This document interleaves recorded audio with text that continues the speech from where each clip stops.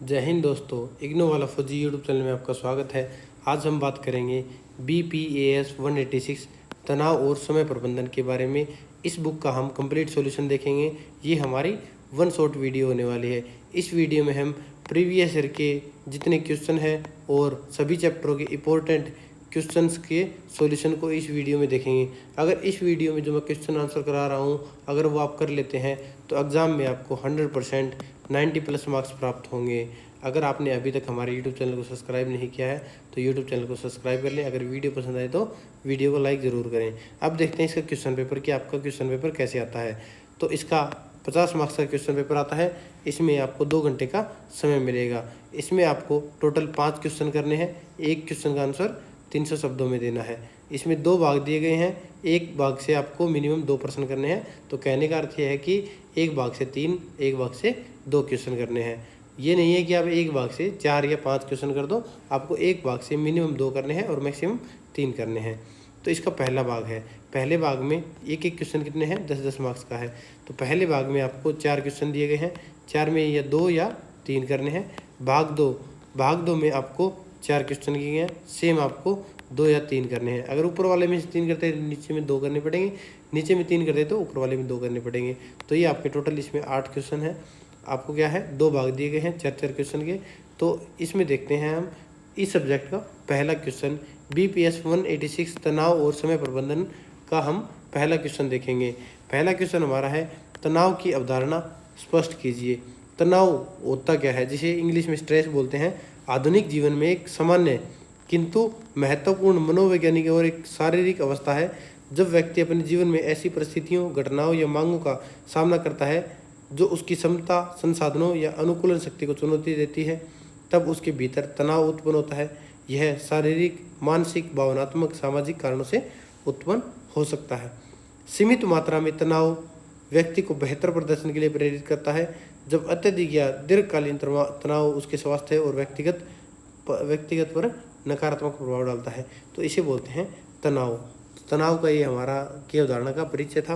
अब तनाव का अर्थ क्या होता है और उसकी अवधारणा क्या होती है, इसके बारे में जानेंगे। तो तनाव को किसी ऐसे शारीरिक, रासायनिक, मानसिक या भावनात्मक कारक के रूप में समझा जा सकता है जो व्यक्ति के सामान्य संतुलन एवं कार्यप्रणाली में व्यवधान उत्पन्न करता है। जब व्यक्ति किसी चुनौतीपूर्ण स्थिति का सामना करता है तब उसका शरीर और मन स्थिति के प्रति प्रतिक्रिया देते हैं, उसे तनाव कहा जाता है। तो ये तनाव की परिभाषा थी। अगर इसे वैज्ञानिक दृष्टि से तनाव शरीर की वह प्रक्रिया है जो किसी मांग, दबाव या खतरे के प्रति उत्पन्न होती है। इस प्रतिक्रिया के दौरान शरीर में कुछ विशेष हार्मोन जैसे कि एड्रेनालिन और कोर्टिसोल स्रावित होते हैं जो व्यक्ति को परिस्थिति का सामना करने हेतु अतिरिक्त ऊर्जा प्रदान करते हैं। तो विद्वानों की कुछ इसमें परिभाषाएं दी गई हैं कि जो विद्वान थे उन्होंने अपनी अपनी परिभाषाएं दी हैं तनाव के बारे में। सबसे पहले बेरोन ने दी है। तो बेरोन की परिभाषा क्या है, इसमें आप सभी की परिभाषा पढ़ सकते हैं, आपको खुद से समझ में आ जाएगी। मैं एक बेरोन की भाषा बता रहा हूँ, इसके बाद आपको बाद वालों की खुद करनी होगी। तनाव एक ऐसी बहुआयामी प्रक्रिया है जो व्यक्ति में उन घटनाओं के प्रति प्रतिक्रिया के रूप में होती है जो उसके शारीरिक और मनोवैज्ञानिक कार्यों को बाधित करती है अथवा बाधित करने की संभावना रखती है, उसे तनाव बोलते हैं। तो ये बेरोन ने परिभाषा दी थी। फिर ये परिभाषा किसकी है, मार्गन की है। फिर हेंस शैली ने इसकी दी है कि तनाव से तात्पर्य शरीर द्वारा आवश्यकता अनुसार किए गए अवशिष्ट अनुक्रिया से होता है। तो फिर इसके बाद कुछ और है लेखक जिन्होंने अपनी अपनी परिभाषा दी है। मार्गन, हेंस शैली, बोम और सहयोगी, इसके बाद गेरिंग और जिम्बार्डो ने इसमें अपनी दी है, परिभाषा दी है। फिर इसके बाद देखेंगे कि तनाव के प्रकार क्या हैं। तो तनाव के क्या क्या प्रकार हैं, इसके फिर तनाव के कारण देखेंगे, तनाव के लक्षण देखेंगे, तनाव के फिर उपायों को देखेंगे। फिर हमारा क्वेश्चन यहाँ कंप्लीट हो जाएगा। तो तनाव के प्रकार कितने हैं, तो तनाव के प्रकारों में सबसे पहला प्रकार आता है हमारा यूस्ट्रेस, सकारात्मक तनाव। सबसे पहले हम देख सकते हैं इसमें यूस्ट्रेस सकारात्मक तनाव। यह है लाभदायक तनाव होता है जो व्यक्ति को प्रेरित करता है और बेहतर प्रदर्शन के लिए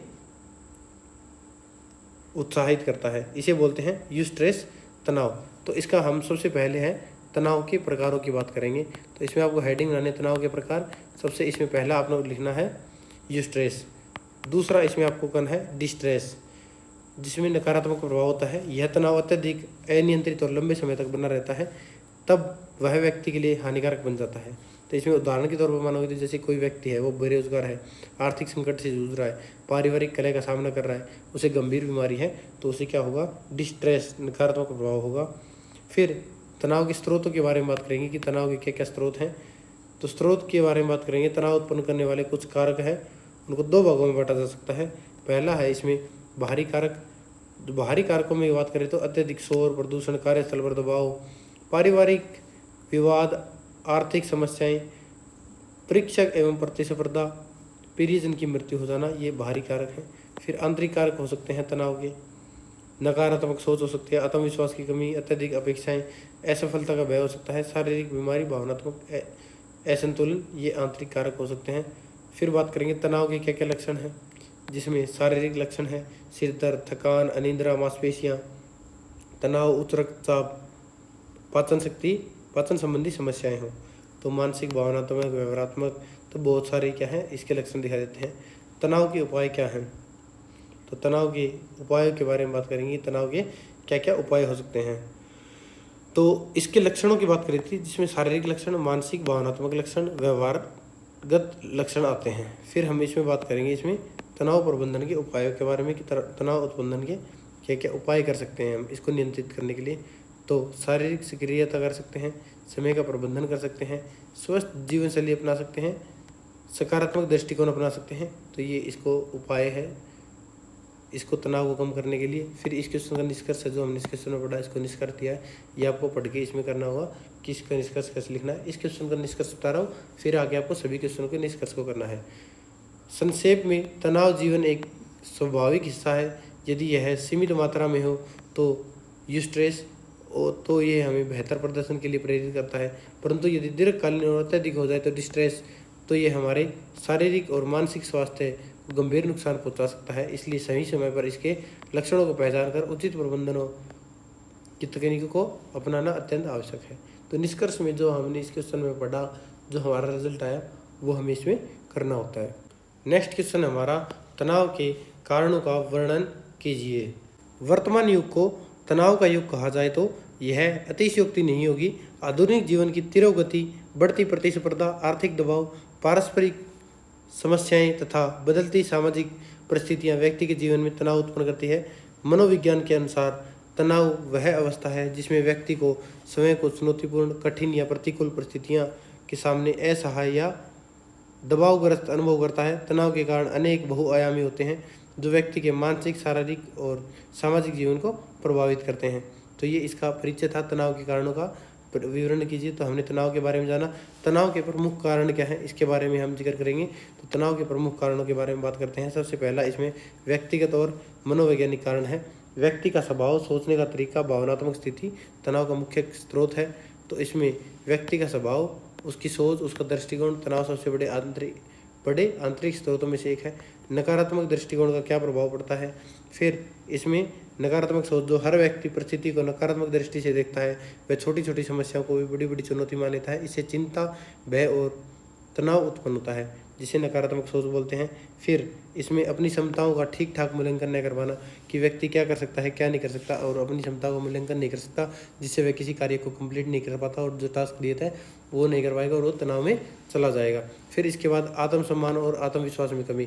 जब कोई काम करेगा तो उसमें आत्मविश्वास की कमी होगी कि वह इस काम को कर सकता है या नहीं कर सकता। जब कोई काम नहीं होगा पूरा तो उसमें आत्मसम्मान नहीं होगा, सेल्फ जिसे रिस्पेक्ट बोलते हैं, उसे सेल्फ रिस्पेक्ट नहीं होगी, तो उसे शर्म भी नहीं आएगी और आगे वह काम भी नहीं करेगा, जिसमें उसे तनाव बढ़ेगा। दूसरा सेकंड पॉइंट इसमें क्या होगा हमारा, जो कि सामाजिक और अंत व्यक्तिक कारण है। इसमें मनुष्य एक सामाजिक प्राणी है, इसलिए सामाजिक ताने बाने और आपसी संबंधों का उसे मानसिक स्वास्थ्य पर सीधा असर पड़ता है। दूसरों पर निर्भर रहने की उसे आदत पड़ जाती है। स्वास्थ्य एवं अहंकार की भावना उसमें आ जाती है। आत्म संवेदना की कमी हो जाती है। पारिवारिक कलह और वैवाहिक समस्याएं उसे देखने को मिलती है। थर्ड इसका आएगा आर्थिक और व्यावसायिक कारण। तो इसमें आर्थिक कारणों की बात करें तो आर्थिक स्थिति व्यक्ति के मानसिक स्वास्थ्य से सीधी जुड़ी होती है, जिसमें उसे आर्थिक तंगी, धन की अंतहीन चाहता और आर्थिक तंगी उसे देखनी पड़ती है, जिसमें आय का कम होना, बेरोजगारी होना, ऋण का बोझ होना, आवश्यकताओं की पूर्ति न कर पाना तनाव का बड़ा कारण हो सकता है। फिर कार्यस्थल पर अत्यधिक दबाव या फिर प्रतिस्पर्धा भी हो सकती है, ये हमें देखने को मिल सकती है। फिर इसके बाद नौकरी की असुरक्षा हो सकती है, तो इसलिए कार्यस्थल पर अधिक दबाव होता है और मनुष्य तनाव में चला जाता है। फिर अगला इसमें रीजन है पर्यावरण और जीवन शैली से जुड़े कारण हो सकते हैं। तो हमारे आसपास का वातावरण, हमारी आदतें भी सीधे तौर पर हमारे शरीर और मस्तिष्क के तनाव को सीधा निर्धारित करती हैं, जिसमें असंतुलित और अस्वस्थ जीवन शैली है, पर्याप्त नींद न लेना, देर रात तक जगना, जंक फूड अत्यधिक सेवन करना, शारीरिक सक्रियता और व्यायाम का पूर्ण अभाव जैसी आदतें हमारे शरीर के जैविक तंत्र को बिगाड़ देती है। पर्यावरणीय कारक होते हैं। महानगरों और औद्योगिक क्षेत्रों में रहने वाले लोग पर्यावरण जनित तनाव का शिकार होते हैं। अत्यधिक शोर शराबा होता है, यातायात की समस्या होती है, वायु प्रदूषण, भीड़ भाड़ और प्रकृति से दूर व्यक्ति के भीतर धीरे धीरे चिड़चिड़ापन और तनाव पैदा होता है, तो व्यक्ति धीरे धीरे तनाव में चला जाता है। फिर भगवान पर श्रद्धा हो, विश्वास का न होना। आज का व्यक्ति क्या करता है कि जो भी कार्य करता है उसे स्वयं ही करता मानता है। इसके कारण एक तो क्या होता है, उसमें अहंकार ज़्यादा होता है, उसमें कड़ापन ज़्यादा होता है। दूसरी ओर क्या करेगा, वह उस सर्वोच्च परात्मा ब्रह्मांडीय सत्ता पर विश्वास नहीं करता। अतः जैसे जैसे कोई विपरीत परिस्थिति उसके सामने आती है, उसे दोषारोपण या तो दूसरों पर या स्वयं पर करता है। इसके इतनी सहन शक्ति नहीं होती कि वह घटना के दबाव को झेल पाए। इससे आध्यात्मिक शून्यता के परिणाम भी तीव्र उत्पन्न हो जाते हैं। तो ये इस क्वेश्चन का निष्कर्ष आपको बताना है कि इस क्वेश्चन में आपको क्या करना है। इसमें एक दो कारण आप और जोड़ सकते हैं जो कि बहुत आसान है, आप इजीली इसको ऐड कर पाएंगे। उसमें है हमारा व्यावसायिक और शैक्षणिक कारण भी हो सकता है। इससे अगला हमने पर्यावरणीय कारण भी हो सकता है, जो कि प्रदूषक है, सहायता की समस्या है, प्राकृतिक आपदाएं हैं। फिर इसके बाद जीवन शैली से संबंधित कारण भी हो सकते हैं, अत्यधिक व्यस्त जीवन, तकनीक का अत्यधिक उपयोग, व्यायाम का अभाव, ये इसमें ऐड कर सकते हैं। फिर इसके बाद आध्यात्मिक और नैतिक कारण भी हो सकते हैं, जिसमें जीवन के उद्देश्य का अभाव हो सकता है, आध्यात्मिकता शून्य हो सकती है। तो ये हमारे इस क्वेश्चन का आंसर है। निष्कर्ष आपको खुद को देखना होगा। नेक्स्ट क्वेश्चन है हमारा, व्यावसायिक अथवा नौकरी कर तनाव कैसे कम करें। समय प्रबंधन की बात करते हैं। इसमें सबसे पहले बात करते हैं कि आधुनिक जीवन में नौकरी और व्यवसाय से जुड़ा तनाव एक सामान्य समस्या बन गया है। कार्यभार, समय सीमा, प्रतिस्पर्धा, नौकरी की असुरक्षा, अधिकारियों का दबाव तथा कार्य जीवन असंतुलन जैसी परिस्थितियां व्यक्ति को मानसिक एवं शारीरिक रूप से प्रभावित करती है। यदि समय रहते इसका प्रबंधन न किया जाए तो यह बर्नआउट, अवसाद, उच्च रक्तचाप, अनिद्रा, कार्य क्षमता में जैसी गंभीर समस्याओं को जन्म दे सकती है। इसलिए नौकरी अथवा व्यवसाय में तनाव को कम करने का एक प्रभावी उपाय अपनाना बहुत ही ज़्यादा आवश्यक है। तो आज हम बात करेंगे इसमें व्यवसाय और नौकरी कर तनाव कैसे कम करें। तो इसको कम करने के लिए हमें कुछ उपाय हैं, उन उपायों को देखना होगा। सबसे पहला उपाय है इसमें हमारा समय का प्रबंधन, कि आप समय का उचित प्रबंधन करके तनाव को कम करने का सबसे जो प्रभावी तरीका है उसको देखेंगे। अगर समय प्रबंधन सही से करते हैं तो कार्यों की प्राथमिकता निर्धारित करें, दैनिक सूची बनाएं, जो कि टू डू लिस्ट है वो बनाएं, बड़े कार्यों को छोटे भागों में विभाजित करें, महत्वपूर्ण कार्यों को पहले पूरा करें, आवश्यक कार्यों में समय व्यर्थ ना करें। तो समय का प्रभावी नियोजन कर सकते हैं। फिर इसके बाद हमारा क्या है, कार्य जीवन संतुलन होना चाहिए। तो स्वस्थ कार्य जीवन संतुलन होना चाहिए। नौकरी और व्यक्तिगत जीवन के बीच में संतुलन बनाए रखना आवश्यक है। कार्यालय का कार्य घर पर न लाएं, परिवार एवं मित्रों के साथ समय बिताएं, अपने शौक को समय दें, छुट्टियों का उचित उपयोग करें। मानसिक ताजगी इसमें बनी रहती है और तनाव कम होता है। फिर अगला क्या है, नियमित अंतराल पर विश्राम करो। नियमित विश्राम करो। लगातार कार्य करने से मानसिक थकान बढ़ती है। हर 1-2 घंटे के बाद 5-10 मिनट का विश्राम लें। कार्य के बीच थोड़ा टहलें, आंखों को आराम दें, गहरी सांस लेने का अभ्यास करें। एकाग्रता और कार्य क्षमता में इससे वृद्धि होगी। फिर नियमित व्यायाम करें और योग करें। नियमित व्यायाम करोगे और योग करोगे तो क्या होगा, प्रतिदिन कम से कम 30 मिनट का व्यायाम करें। योग और प्राणायाम का अभ्यास करें, पैदल चलें, दौड़ें, साइकिल चलाएं। शरीर में एंडोर्फिन हार्मोन ना उसका स्राव बढ़ेगा, जिससे मन प्रसन्न रहेगा। फिर अगला है इसमें ध्यान लगाओ और गहरी सांस लेने का अभ्यास करो। प्रतिदिन 10-15 मिनट ध्यान करें, माइंडफुलनेस का अभ्यास करें, सकारात्मक विचारों पर ध्यान केंद्रित करें। और फिर अगला है इसमें पर्याप्त गुणवत्तापूर्वक निद्रा लें। प्रतिदिन 7 से 8 घंटे की नींद लें। सोने और जागने का समय निश्चित करें। सोने से पहले मोबाइल और लैपटॉप का उपयोग कम करें। मानसिक एवं शारीरिक ऊर्जा इससे बनी रहती है।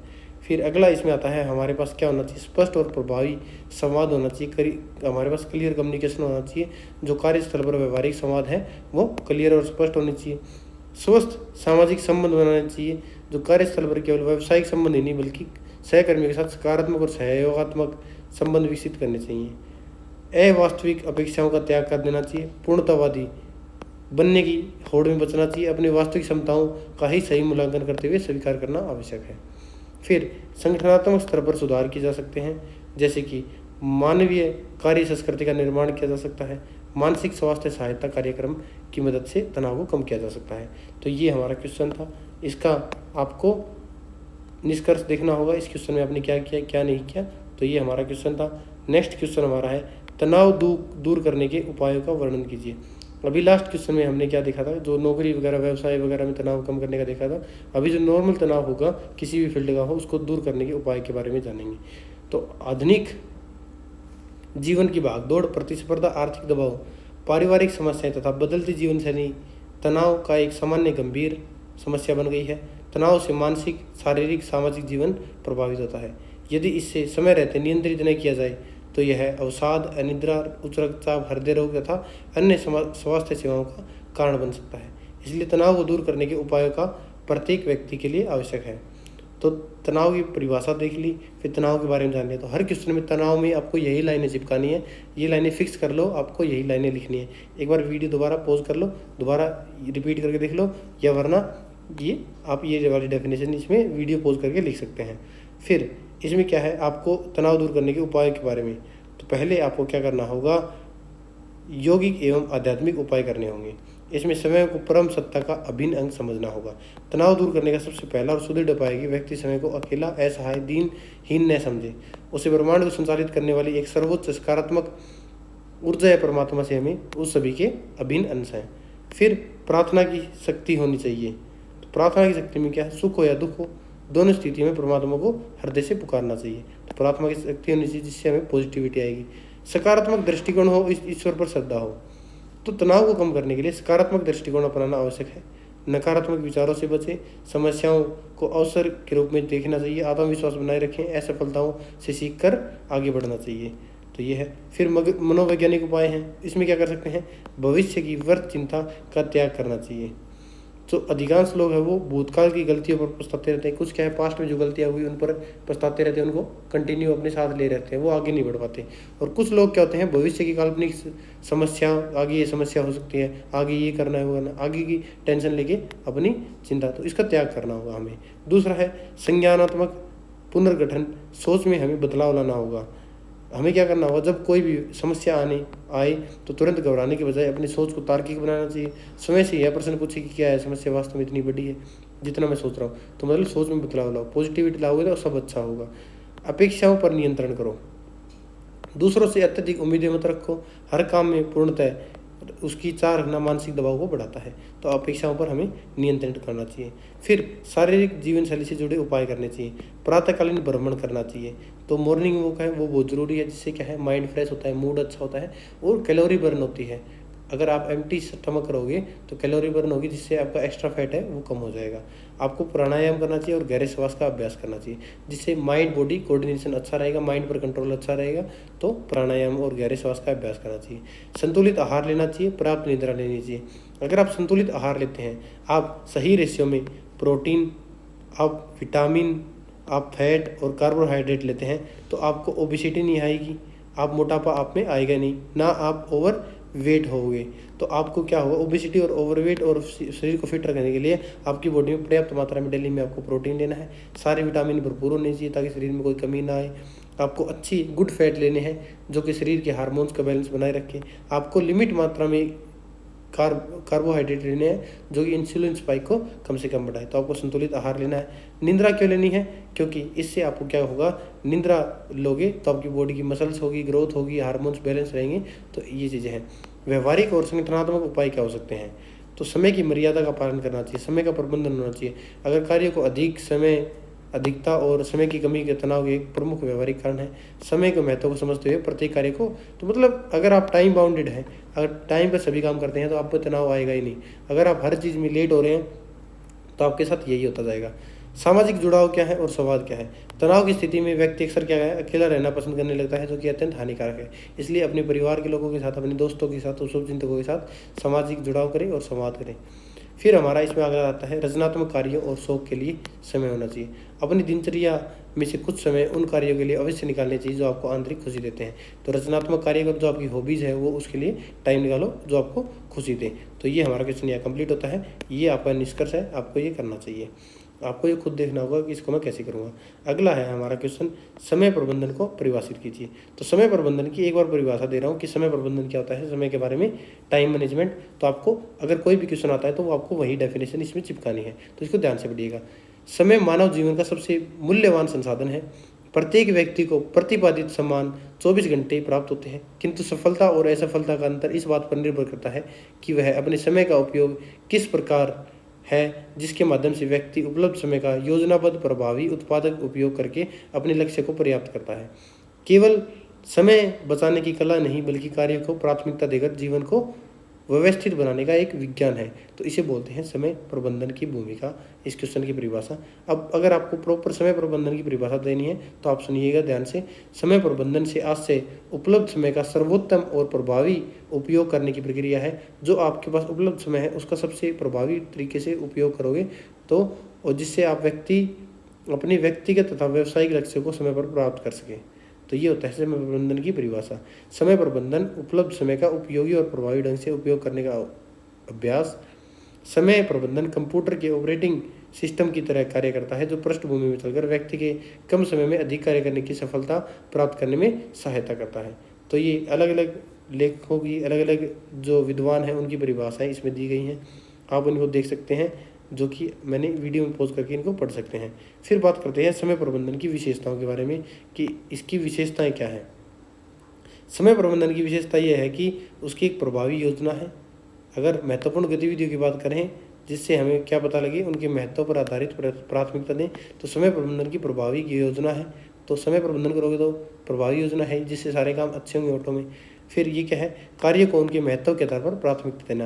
कार्य अगर जो ज़्यादा इम्पोर्टेंट वर्क है तो उसको पहले करें, बाद में लेट आप कर सकते हैं, जिसमें आपको कोई दिक्कत ना हो उसको बाद में करें। तो कार्य के महत्व के आधार पर उसको निपटाएं।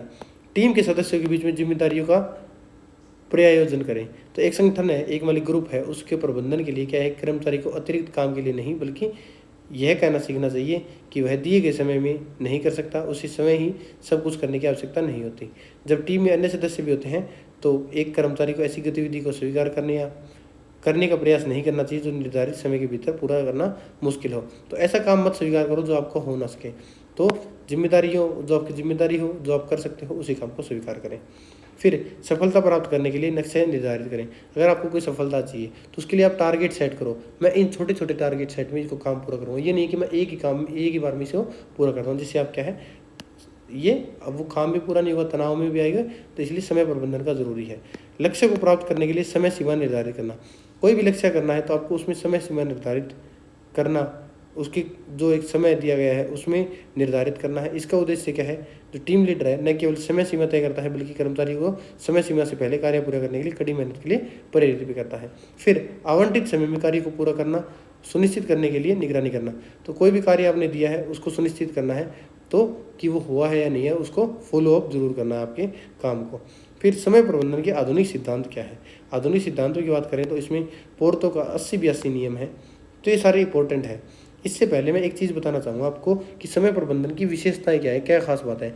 तो समय का सर्वोत्तम उपयोग होता है, अधिकतम लाभ उठता है, लक्ष्य आधारित प्रक्रिया होती है, निर्धारित उद्देश्यों की प्राप्ति पर केंद्रित होता है, प्राथमिकता निर्धारण होता है, निरंतर प्रक्रिया होती है, उत्पादकता में वृद्धि होती है, तनाव में कमी होती है। ये विशेषताएं होती हैं।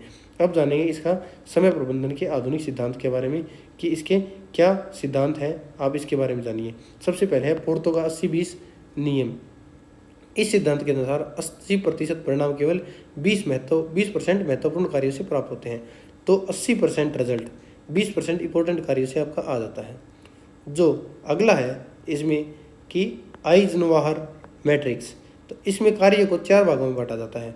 पहला महत्वपूर्ण एवं आवश्यक कार्य है वो तुरंत करें, महत्वपूर्ण लेकिन आवश्यक नहीं है वो योजना बनाकर करें, आवश्यक लेकिन महत्वपूर्ण नहीं है वो दूसरे को सौंपें, न महत्वपूर्ण न आवश्यक है उसको समाप्त करें, न तो महत्वपूर्ण न आवश्यक है उसको समाप्त कर दें। तीसरा इसमें क्या है कि पार्किंसन का नियम क्या है। पार्किंसन क्या है कि कार्य उतना ही फैल जाता है जितना समय उसे पूरा करने के लिए दिया जाता है, तो इसीलिए यथार्थवादी समय सीमा निर्धारित करनी चाहिए। समय प्रबंधन करोगे तो उसमें कुछ बाधाएं भी आएंगी, तो क्या क्या बाधाएं आ सकती हैं उसको देखिए।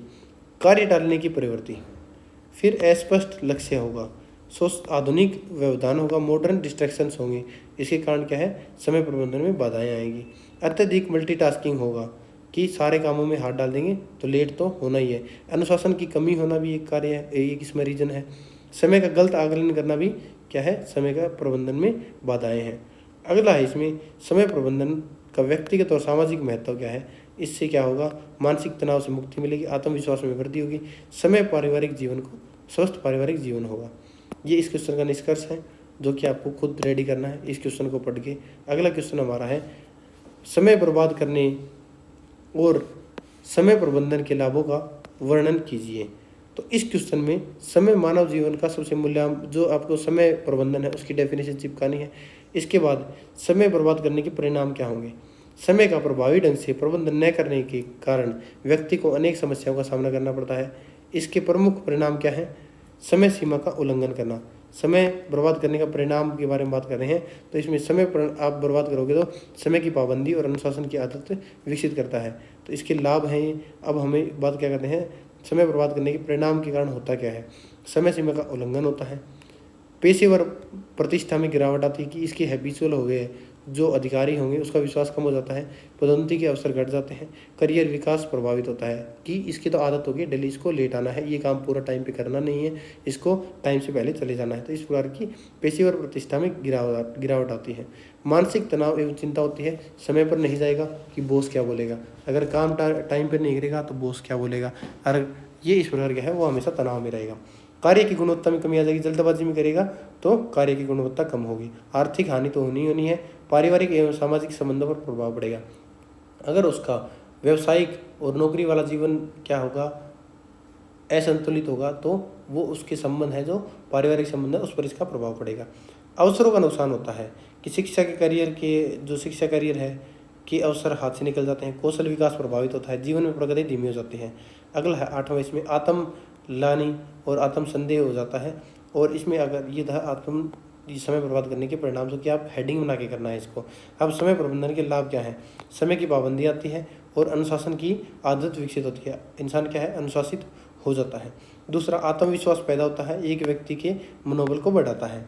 तो ये क्या है, ऐसे कार्य करने से, समय टाइम बाउंडेशन कार्य करने से आत्मविश्वास बनता है और व्यक्ति का मनोबल बढ़ता है। महत्वपूर्ण कार्य को प्राथमिकता देने के लिए प्रोत्साहित करता है, जो महत्वपूर्ण कार्य है उसको आप पहले कर लोगे। संगठनात्मक कौशल विकसित करता है, जो इस समय प्रबंधन के कारण क्या है, एक व्यक्ति कर्मचारी अधिक संगठित हो जाता है। उदाहरण के लिए वह अवसर देखने उपयोग की वाली वस्तुओं जैसे कि दस्तावेजों, फोल्डर, स्टेशनरी आदि को उच्च स्थान पर रखता है। संगठनात्मक कौशल विकसित उसमें होता है। फिर पूर्वानुमान और योजना कौशल में उन्नयन है, वो पूर्वानुमान भी लगा सकता है और योजना को बनाने में कौशल हो जाता है। कम से कम समय के भीतर लक्ष्य को प्राप्त करना, तो अगर इसमें क्या होगा, जो व्यक्ति जो कार्य सूची के आधार पर सख्ती से पालन करते हैं वो कम से कम समय में अपने टारगेट को अचीव कर लेते हैं और उसके पास टाइम भी बच जाता है। तो समय बर्बाद करने के व्यापक दुष्परिणाम क्या हैं। अगर आप समय बर्बाद करोगे तो उसके दुष्परिणाम है, मानसिक स्वास्थ्य का अवकरण होगा। जब कोई निरंतर समय बर्बाद करता है तो कार्यों का संचय, जो पेंडिंग वर्क है वो होने लगता है। अंतिम क्षणों में काम पूरा करने का दबाव, तीव्र मानसिक तनाव, एंजाइटी, जो चिंता इस प्रकार की क्या है समस्याएं उत्पन्न करता है। अवसरों का हाथ से निकल जाना, अगर आप कोई भी समय की पाबंदी नहीं होगी, कोई आपकी प्रतीक्षा नहीं करेगा, जिससे क्या है आपको अवसर हाथ से निकल जाएंगे। आपको आर्थिक हानि होगी, जो व्यावसायिक दृष्टिकोण में है समय ही धन है। यदि किसी परियोजना में देरी होने से न केवल लागत बढ़ती है बल्कि संस्था किसी शाख होती है वो भी खराब होती है, जिस कारण क्या है वित्तीय नुकसान उठाना पड़ता है। फिर आत्मकालीन और आत्म संदेह होता है। लगातार समय बर्बाद करने वाले व्यक्ति धीरे धीरे क्या है, भावना घर की जाती है और वे जीवन में कुछ भी बड़ा करने में असमर्थ होते हैं। तो समय प्रबंधन के कुछ महत्वपूर्ण लाभ हैं, ये हमने ऑलरेडी पढ़ लिए हैं। कार्य जीवन में बेहतर संतुलन आता है, निर्णय लेने की क्षमता सुधार होती है, ऊर्जा और उत्साह की सुरक्षा होती है, रचनात्मक विकास का विकास होता है। फिर प्रभावी समय प्रबंधन के व्यवहारिक सूत्र क्या हैं? समय प्रबंधन करोगे तो उसके व्यवहारिक सूत्र क्या हैं? स्मार्ट लक्ष्यों का निर्धारण करो, फिर प्राथमिकता का निर्धारण करो, तकनीकी व्यवधानों से दूरी बनाए रखो, ना कहने की कला विकसित करो। ऐसे नहीं है कि आप कोई भी काम बोले उसमें थोड़ा ना बोलना सीखो कि हाँ ये हमें इसमें, अगर सारी चीज़ों में हाँ कर दोगे तो आप पे लोड आ जाएगा, वही टेंशन वाली बात बन जाएगी।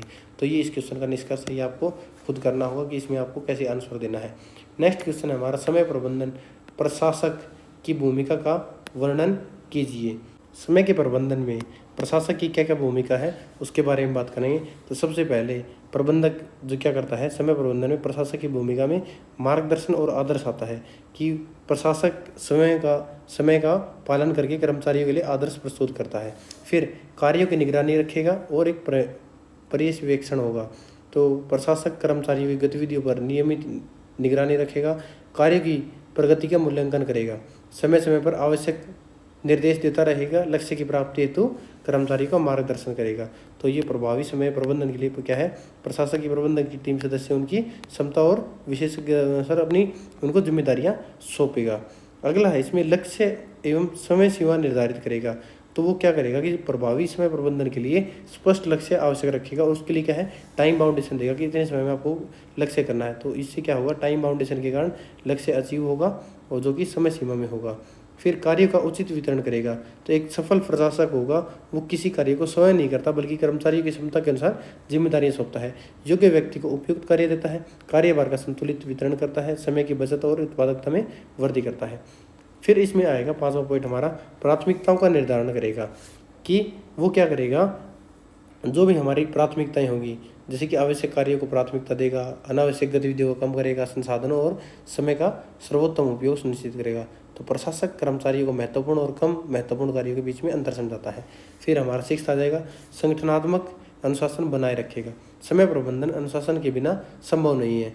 तो वो क्या करेगा, संगठन के नियमों का पालन करेगा, समय पालन सुनिश्चित करता है, कर्मचारियों में जिम्मेदारी की भावना विकसित करता है। फिर हमारा इसमें 7वां पॉइंट क्या आएगा, कार्यस्थल को व्यवस्थित करेगा। एक सुव्यवस्थित कार्यस्थल समय बचाने में महत्वपूर्ण भूमिका निभाता है। प्रशासक सुनिश्चित करता है कि दस्तावेज व्यवस्थित हों, फाइलें उचित स्थान पर रखी जाएं, कार्यस्थल साफ और संगठित हो। तो कार्यस्थल को व्यवस्थित रखना बहुत ज़्यादा इसमें ज़रूरी है। अगला आएगा, संसाधनों की उपलब्धता इसमें सुनिश्चित करनी है हमें। तो कार्य में विलंब का एक कारण आवश्यक संसाधनों का अभाव होता है। प्रशासनिक सुनिश्चित करता है कि स्टेशनरी, कंप्यूटर, इंटरनेट, दस्तावेज, अन्य आवश्यक उपकरण समय पर उपलब्ध हों। फिर 9वां पॉइंट है, आधुनिक तकनीकों का उपयोग हो, जैसे कि बायोमेट्रिक उपस्थित प्रणाली, digital tracking system, task management software. आधुनिक प्रशासन के तकनीकों का विशेष महत्व है। फिर इसमें हमारा 10वां पॉइंट क्या आएगा, कर्मचारियों के प्रदर्शन का मूल्यांकन होगा। प्रशासक नियमित रूप से कर्मचारी के प्रदर्शन की समीक्षा करेगा, समय पर कार्य पूरा करने वाले की सराहना करेगा, विलंब करने वालों को उचित मार्गदर्शन देगा, आवश्यकता अनुसार सुधारात्मक कदम उठाता है। फिर इसमें कुछ और पॉइंट ऐड कर सकते हैं हम कि प्रेरणा एवं प्रोत्साहन प्रदान करेगा, प्रशिक्षण एवं कौशल विकास का ध्यान रखेगा और प्रभावी संचार एवं समन्वय स्थापित करेगा, अनुत्पादक गतिविधियों पर नियंत्रण करेगा, स्वस्थ कार्य वातावरण प्रदान करेगा। तो ये हमारे इसमें क्या थी, भूमिका थी प्रशासक की कि समय प्रबंधन में प्रशासक की भूमिका। अब इसके कुछ महत्व भी हैं। तो इसकी भूमिका का क्या महत्व है और आधारभूत ढांचा क्या है। तो संगठन की उत्पादकता को बढ़ाता है, समय की बर्बादी कम करता है, कर्मचारियों में अनुशासन विकसित करता है, तनाव को कम करता है, संगठनात्मक लक्ष्य की प्राप्ति को सुनिश्चित करता है, प्राथमिकता निर्धारण हो गया, अवास्तविक समय के बर्बाद बचाव हो गया, योग्यता के अनुसार कार्य आवंटन, ये सारे हमने क्या है ऑलरेडी इसमें मैं आपको बता चुका हूँ। ये आपका क्वेश्चन यहाँ कंप्लीट होता है, जिसका निष्कर्ष आपको जो मैंने बताया है उसके बेस पर आपको इसको लिखना होगा। तो ये इस क्वेश्चन का आंसर था। तो ये हमारा 8 क्वेश्चन यहाँ कंप्लीट हुए हैं। फिर अगले क्या है, इसमें 8 इंपॉर्टेंट क्वेश्चन और देखेंगे। कार्यस्थल पर प्रभावी समय प्रबंधन के लिए महत्वपूर्ण सुझावों पर प्रकाश डालें। आधुनिक कार्यस्थल में सफलता प्राप्त करने के लिए, मतलब जहाँ पर आप काम करते हैं वहाँ पर प्रभावी आप समय प्रबंधन कैसे कर सकते हैं, इसके बारे में हमें सुझाव डालने हैं। तो आधुनिक कार्यस्थल में सफलता प्राप्त करने के लिए समय प्रबंधन बहुत ही महत्वपूर्ण कौशल है। किसी भी संगठन की उत्पादकता, कार्यकुशलता और सफलता इस बात पर निर्भर करती है कि उसके कर्मचारी उपलब्ध समय का कितना प्रभावी उपयोग करते हैं। कार्यस्थल पर समय का उचित प्रबंधन न केवल कार्यों को समय पर पूरा करने में सहायता करता है, बल्कि तनाव को कम करके कर्मचारियों की कार्य क्षमता और आत्मविश्वास को भी बढ़ाता है। इसलिए प्रत्येक कर्मचारी और प्रबंधक को समय प्रबंधन के सिद्धांतों का पालन करना चाहिए। अब इसमें बात करते हैं प्रभावी समय प्रबंधन के लिए आप क्या क्या योगदान दे सकते हैं। समय के मूल्य और लक्ष्यों की प्राप्ति को समझें। जो आपको आवंटित समय अवधि है उसके भीतर लक्ष्य को जो अप्राप्त है, जो नहीं प्राप्त कर सकते, लेकिन उसके साथ क्या है, टीम लीडर के साथ आप चर्चा कर सकते हैं उस बात पर। प्रत्येक संगठन को निष्ठावान कर्मचारियों की आवश्यकता होती है, तो हमेशा क्या है, निष्ठावान कर्मचारी बने।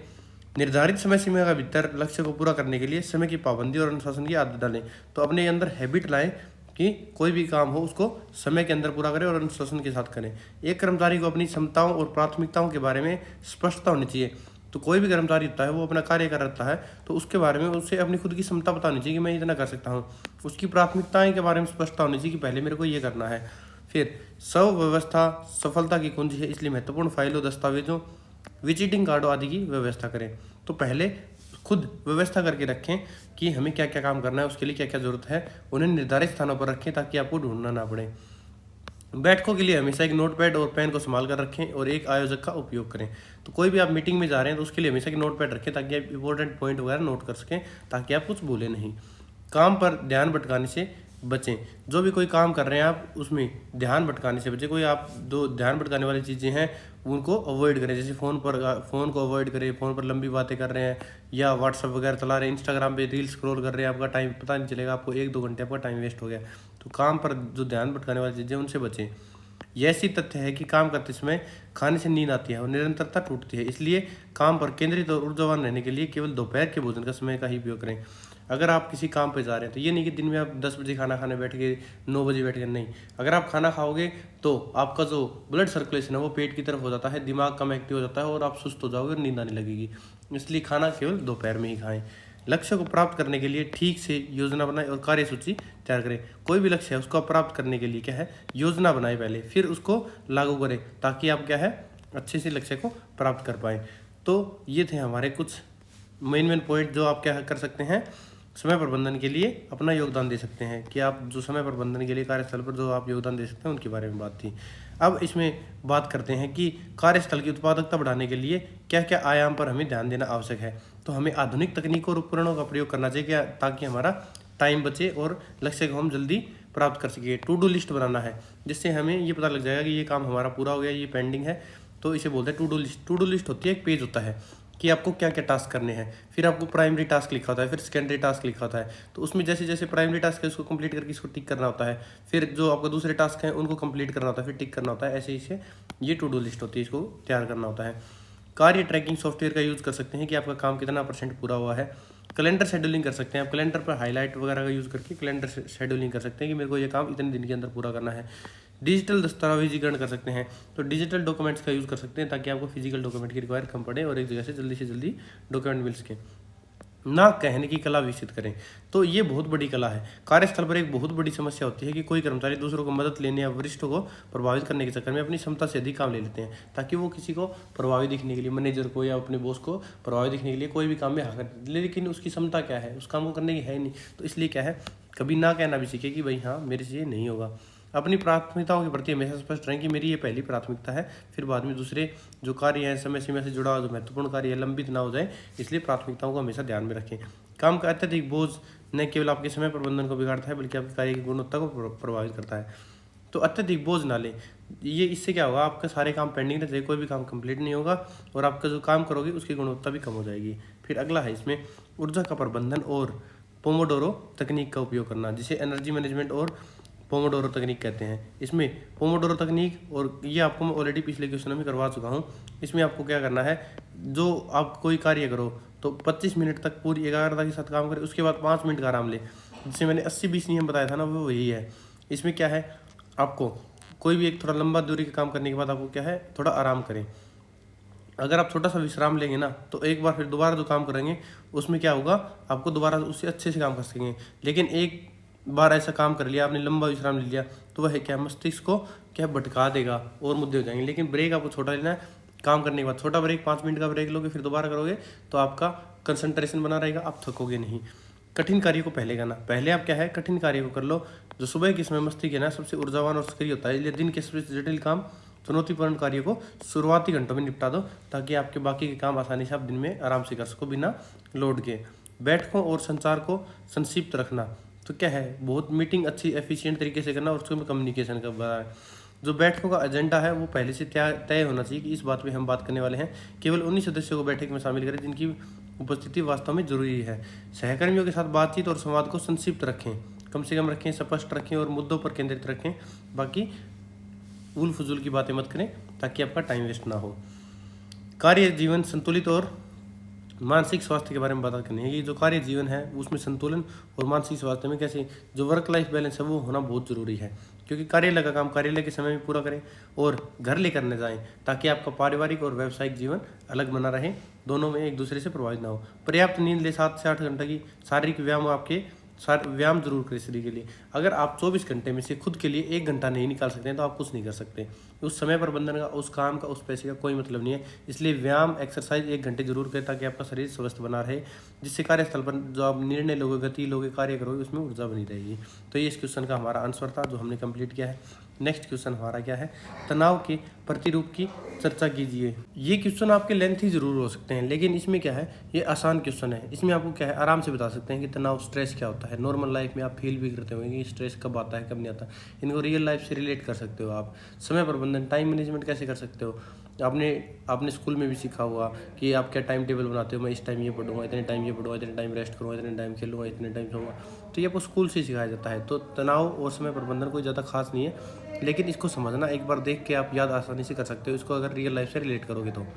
तनाव एक ऐसी मनोवैज्ञानिक और शारीरिक अवस्था है जो तब उत्पन्न होती है जब व्यक्ति को लगता है कि उसके सामने उपस्थित मांगें, चुनौतियां, समस्याएं, उपलब्धता, क्षमताओं और संसाधनों से अधिक है।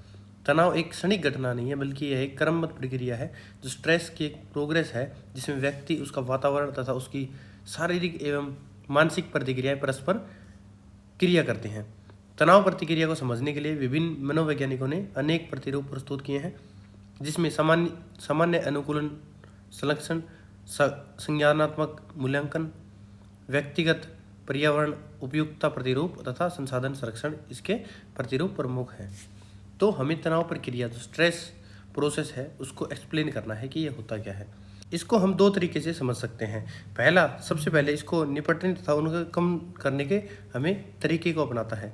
तो सबसे पहले होता क्या है कि संसाधन प्रतिरूप का संरक्षण कैसे किया जा सकता है। इस प्रतिरूप का प्रतिपादन स्टीवन होपफुल 1989 में किया था। इसके अनुसार व्यक्ति अपने संसाधन को सुरक्षित रखने और बढ़ाने का प्रयास करता है। इसमें संसाधन क्या होते हैं, धन, संपत्ति, समय, ज्ञान और आत्मसम्मान, सामाजिक सहयोग इस प्रकार आते हैं। तनाव कब उत्पन्न होगा, जब ये छीने जाएंगे या कम हो जाएंगे या मिलेंगे नहीं। फिर इसमें सेकंड हमारा क्या आएगा, नौकरी की मांग, संसाधन प्रतिरूप। यह प्रतिरूप बताता है कि तनाव जब उत्पन्न होगा जब नौकरी की मांगें कर्मचारी के उपलब्ध संसाधनों से अधिक हो जाती हैं। जब जॉब डिमांड होती है वो रिसोर्सेज से अधिक हो जाए तो नौकरी की मांग में अत्यधिक कार्य भार आ जाएगा, समय सीमा का दबाव आ जाएगा, जिम्मेदारियों की दिक्कत आ जाएगी। तो नौकरी के संसाधन क्या है, सहयोगी वातावरण, पर्याप्त संरक्षण, तकनीकी सहायता, निर्णय लेने की स्वतंत्रता। तो ये इसमें कुछ कारक हैं। तो चुनौतीपूर्ण बाधाएं आएंगी इसमें, सेकंड देखेंगे चुनौतीपूर्ण बाधाएं और बाधा तनाव कारक क्या होते हैं। तो चुनौतीपूर्ण तनाव कारक कौन कौन से हैं। ये तनाव कारक व्यक्ति के विकास में सहायक होते हैं। उदाहरण के तौर पर बताऊँ तो नई जिम्मेदारी, पदोन्नति, महत्वपूर्ण परियोजना इस प्रेरणा एवं कार्य क्षमता को बढ़ाती है। बाधात्मक तनाव कारक क्या होते हैं, ये व्यक्ति की प्रगति में बाधा उत्पन्न करते हैं। उदाहरण के तौर पर बताऊं तो जैसे कार्यालय राजनीति होगी, संसाधनों की कमी होगी, अस्पष्ट नीतियां होने के कारण, अवास्तविक समय सीमा के कारण ये तनाव, असंतोष और बर्नआउट को बढ़ाते हैं। तो तनाव प्रक्रिया का कुछ प्रभाव होता है, जैसे कुछ तनाव कारक होंगे, उसके कारण क्या होगा, स्थिति का मूल्यांकन होगा, शारीरिक एवं मानसिक प्रतिक्रिया आएगी, सामना करने का प्रयास होगा, अनुकूलन या दीर्घकालीन तनाव एवं थकान इसे महसूस होगी। तो ये चीज़ें हमें देखनी है। अब तनाव प्रक्रिया के विभिन्न चरण कौन कौन से हैं, तो तनाव प्रक्रिया कैसे आएगी, शुरुआत कैसी होगी, फिर बाद में इसे कैसे कैसे बढ़ेगी, वो चीज़ें सारी इसमें हमें देखनी है। तो तनाव प्रक्रिया क्या है, तनाव प्रक्रिया में सबसे पहला आता है तनाव कारक का आगमन होना। तो तनाव प्रक्रिया की शुरुआत ही किसी तनाव कारक से होती है तनाव कारक ऐसे कारक होते हैं जो व्यक्ति के संतुलन को प्रभावित करते हैं। बाहरी तनाव कारक क्या होते हैं? परीक्षा, नौकरी का दबाव, आर्थिक संकट, पारिवारिक विवाद, कार्यस्थल की समस्याएं हो जाएगी। आंतरिक तनाव होंगे, कुछ असफलता का भय हो जाएगा, नकारात्मक सोच होगी, आत्मविश्वास की कमी, स्वास्थ्य संबंधी चिंताएं हो जाएगी। फिर इसके बाद संज्ञानात्मक मूल्यांकन होगा। लाजरस के अनुसार क्या है? तनाव सीधी घटना से नहीं बल्कि उस घटना के प्रति व्यक्ति की व्याख्या से उत्पन्न होता है। इसे बोलते हैं संज्ञानात्मक मूल्यांकन। संज्ञानात्मक मूल्यांकन में प्राथमिक मूल्यांकन होता है, फिर द्वितीय मूल्यांकन होता है। प्राथमिक मूल्यांकन में क्या होता है कि व्यक्ति निर्णय करता है कि क्या वह स्थिति हानिकारक है, क्या वह खतरा है, क्या यह एक चुनौती है। फिर द्वितीय मूल्यांकन का क्या होगा? क्या मेरे पास पर्याप्त समय है, क्या मेरे पास आवश्यक कौशल है, क्या मुझे सामाजिक सहयोग प्राप्त है। फिर थर्ड इसमें आएगा शारीरिक मनोवैज्ञानिक प्रतिक्रिया या अनुक्रिया। जब मस्तिष्क किसी स्थिति को तनावपूर्ण मान लेता है तब शरीर की जैविक प्रणाली सक्रिय हो जाती है। शारीरिक प्रतिक्रियाएं क्या होगी? हृदय की गति बढ़ जाएगी, रक्तचाप, श्वसन की गति तेज हो जाएगी, पसीना आएगा, मांसपेशियों में तनाव आएगा और कई हार्मोन रिलीज होंगे। मनोवैज्ञानिक प्रतिक्रिया क्या होगी इसमें? शारीरिक और मनोवैज्ञानिक में तो इसमें क्या होगा कि चिंता, भय, क्रोध, निराशा, चिड़चिड़ापन हो गया। तो ये हमें देखने को मिलता है। फिर इसके बाद क्या है? अनुकूलन, संरक्षण हमें देखने को मिलेगा। अनुकूलन या सामना करने का प्रयास जिसे बोलते हैं। तो तनाव उत्पन्न होने के बाद व्यक्ति उससे निपटने का प्रयास करता है। तो उससे निपटने का प्रयास करेगा तो उसमें समस्या केंद्रित सामना करेगा, फिर क्या करेगा? भावना केंद्रित सामना करेगा। तो इस प्रकार क्या करेगा? ये हमें शारीरिक और मनोवैज्ञानिक चीज़ों से निपटने का प्रयास करेगा। फिर देखते हैं इसमें अगला सामान्य अनुकूलन संरक्षण क्या होता है, जिसे जनरल एडेप्शन सिंड्रोम बोलते हैं, जिसे शॉर्ट में गैस बोला जाता है। तो हैंस शैली के अनुसार तनाव प्रक्रिया 3 चरणों में होती है। पहला चरण होता है अलार्म चरण, दूसरा प्रतिरोध चरण, तीसरा होता है इसमें थकान चरण। ये तीनों ऊपर वाले क्वेश्चन में ऑलरेडी हम कर चुके हैं। फिर व्यक्तिगत पर्यावरण उपयुक्त प्रतिरूप ऊपर कर चुके हैं, उन्मुखता तनाव प्रतिरूप ऊपर कर चुके हैं। ये सारे क्वेश्चन हम कर चुके हैं, तो इनको दोबारा करने की जरूरत नहीं है क्योंकि इसी में आपके का टाइम वेस्ट होगा। तो ऐसी चीज़ें टाइम वेस्ट ना हो, ताकि वीडियो छोटी हो और आपको आसानी से समझ में आए, ऐसी चीज़ें करेंगे। फिर क्या होते हैं कि जैसा कि मूल पाठ में स्पष्ट किया गया है, सभी तनाव कारक पूरी तरह से हानिकारक नहीं होते। तनाव प्रक्रिया 2 अलग परिणाम हो सकते हैं, जिसमें कुछ सकारात्मक प्रभाव होते हैं। जब तनाव कारक चुनौतीपूर्ण प्रकृति का होता है तो वह व्यक्ति के भीतर सकारात्मक ऊर्जा, विकासात्मक सोच और कार्य के प्रति जुड़ाव पैदा करेगा। यह उत्पादकता बढ़ाने में सहायक होता है। फिर होता है डिस्ट्रेस, जिसे नकारात्मक बोलते हैं। यह तनाव कारक बाधा के रूप में सामने आता है, तो यह कर्मचारी की कार्य क्षमता को नष्ट कर देता है। इसके परिणाम स्वरूप निराशा, थकावट और बर्नआउट की स्थिति उत्पन्न हो जाती है। तो ये इस क्वेश्चन का निष्कर्ष होगा जो हमने अभी कंप्लीट कर लिया है। इसका निष्कर्ष आपको खुद करना होगा, जिससे आपको बेटर अंडरस्टैंडिंग हो, आसानी से आप इसे कर सकें। नेक्स्ट क्वेश्चन है तनाव के परिणाम का वर्णन कीजिए। तो तनाव के बारे में हम आपको बहुत बार बता चुके हैं कि तनाव क्या होता है। तो तनाव के कारण जो परिणाम होते हैं उनके बारे में जानेंगे कि तनाव के परिणाम क्या है। सबसे पहले शारीरिक परिणाम आता है कि तनाव का सबसे प्रत्यक्ष प्रभाव शरीर पर दिखाई देता है। तनाव के दौरान शरीर में कोर्टिसोल, एड्रेनालिन जैसे हार्मोन क्या है उनके स्तर बढ़ जाते हैं। ऐसे में अनेक शारीरिक समस्याएं उत्पन्न होती हैं। तो क्या क्या आपको शारीरिक समस्याएं उत्पन्न होती हैं ये सारे इसमें लिखी हुई है, एक बार बोल के बता देता हूँ। हृदय की गति और रक्तचाप में वृद्धि होगी, आपका बीपी इंक्रीज हो जाएगा, हार्ट डिजीज होंगी, सिर दर्द होगा, माइग्रेन होगा, मांसपेशियों में तनाव होगा, थकान होगी, कमजोरी होगी, अनिद्रा होगी, नींद की समस्या हो जाएगी, पाचन संबंधी विकार होंगे, पेट का अल्सर हो जाएगा, अस्थमा की समस्या हो जाएगी, रोग प्रतिरोधक क्षमता में कमी आ जाएगी। फिर दीर्घकालीन प्रभाव क्या होंगे इसके कारण? क्या है? लंबे प्रभाव, जैसे कि हार्ट डिजीज, बीपी हो गया, टाइप 2 मधुमेह, जिसे आप क्या बोलते हो मधुमेह को, आपको क्या हो गया? शुगर हो गई है। प्रतिरक्षा तंत्र की कमजोरी हो जाएगी, त्वचा संबंधी रोग हो जाएंगे। फिर मनोवैज्ञानिक परिणाम क्या होंगे इसके? तो मनोवैज्ञानिक परिणाम में तनाव का प्रभाव केवल शरीर तक सीमित नहीं रहता है बल्कि व्यक्ति के मानसिक स्वास्थ्य को भी प्रभावित करता है। इसमें क्या क्या चीज़ें आती हैं? सबसे पहले चिंता होगी, जिसे एंजाइटी बोलते हैं। फिर आपको अवसाद होगा, जिसे डिप्रेशन बोलते हैं। लंबे समय तक अगर तनाव रह जाएगा तो आपको डिप्रेशन होने लग जाएगा, जिसे निराश रहने लग जाएगा, इंसान जीवन में रुचि खो देता है, स्वयं को असहाय महसूस करता है। फिर उसमें चिड़चिड़ापन आएगा। तनाव व्यक्ति के धैर्य को कम कर देता है, जिससे छोटी छोटी बातों पर क्रोधित होने लगेगा। उसमें एकाग्रता की कमी आ जाएगी, वह क्या है? अपनी चीज़ों पर फोकस नहीं कर पाएगा, स्मरण शक्ति कमज़ोर हो जाएगी, निर्णय लेने की क्षमता घट जाएगी, ध्यान केंद्रित करने में कठिनाई होगी। फिर उसे क्या होगा? चिंतन होगा, व्यक्ति बार बार अतीत की घटनाओं और समस्याओं के बारे में सोचने लग जाएगा, जिससे तनाव बढ़ जाएगा। फिर उसे बर्नआउट होगा। बर्नआउट को क्या बोलते हैं? बर्नआउट को बोलते हैं दीर्घकालीन तनाव के कारण व्यक्ति की मानसिक और भावनात्मक रूप से थक जाना, कार्य के प्रति रुचि समाप्त हो जाती है। तो ये इसके कुछ कारण थे जो कि मैंने एक एक करके बता दिया है। फिर अगला देखेंगे कार्यस्थल तनाव के व्यवहारिक और व्यवहारात्मक परिणाम के बारे में, कि इसके व्यवहारिक परिणाम क्या होंगे तनाव के। तो तनाव व्यक्ति के व्यवहार और जीवन शैली में नकारात्मक प्रभाव लाता है, जिससे उसका क्या होगा, क्या व्यवहारिक प्रभाव होंगे, उसकी उत्पादकता और कार्यशीलता में गिरावट आ जाएगी। वो काम करेगा, उसकी प्रोडक्टिविटी जीरो हो जाएगी, वो कम, जो मादक द्रव्यों के सेवन में प्रवृत्ति होगी, दारू पीने लग जाएगा, नशे पते करने लग जाएगा, तो मादक द्रव्यों का सेवन करने लग जाएगा, अनुपस्थिति में वृद्धि हो जाएगी। तनावग्रस्त कर्मचारी बार बार छुट्टी लेंगे और कार्यस्थलों से दूरी बनाने का प्रयास करेंगे। फिर उसके बाद क्या होगा, चिड़चिड़ापन आएगा, पारस्परिक संबंधों में कड़ाहट आएगी, तो चिड़चिड़ापन होने लग जाएगा, लंबा डिप्रेशन होगा तो वो चिड़चिड़ापन होगा, छोटी छोटी बातों पर धैर्य खो देगा, उसे संयम नहीं रहेगा, बातों बातों पर गुस्सा होने लग जाएगा। जो पारस्परिक संबंध है, घर के संबंध, उसमें लड़ाई हो जाएगी, अपनी बीवी के साथ, अपने माँ बाप के साथ, भाई के साथ लड़ाई करेगा, तो पारिवारिक संबंध खराब होंगे, बीवी के साथ लड़ेगा तो ये चीज़ें उसे फेस करनी पड़ेगी। तनाव के संगठनात्मक परिणाम क्या होते हैं वो देखने को, कार्यस्थल पर तनाव क्या है, पूरे संगठन को प्रभावित करता है, जिसमें क्या क्या होगा, कर्मचारियों की नौकरी छोड़ने की उच्च दर हो जाएगी, जल्दी जल्दी नौकरी छोड़ेंगे, संगठनात्मक साख गिर जाएगी, उसको नुकसान होगा, जो उसकी रेपुटेशन है कंपनी की, भाई इसके कर्मचारी तो ऐसे ऐसे हैं, इनका प्रोडक्टिविटी कम है, ये होगा तो संगठनात्मक साख गिरेगी, वित्तीय संसाधनों की बर्बादी होगी, प्रॉफिट कम होगा, मल्टीटास्किंग और टीम वर्क का बिखरना हो जाएगा, एक बंदा कम हो जाएगा तो बाकी लोड दूसरी टीम बंदों पे जाएगा, जो उसकी क्षमता को प्रभावित करेगा, उसके जो प्रोडक्टिविटी उसको प्रभावित करेगा, तो मल्टीटास्किंग और टीम वर्क बिखरने लग जाएगा। फिर इसमें आता है हमारा नेक्स्ट, पारिवारिक और सामाजिक परिणाम क्या होंगे, जीवन पर प्रभाव क्या होंगे। तनाव का प्रभाव व्यक्ति के सामाजिक और पारिवारिक दोनों जीवन पर पड़ता है।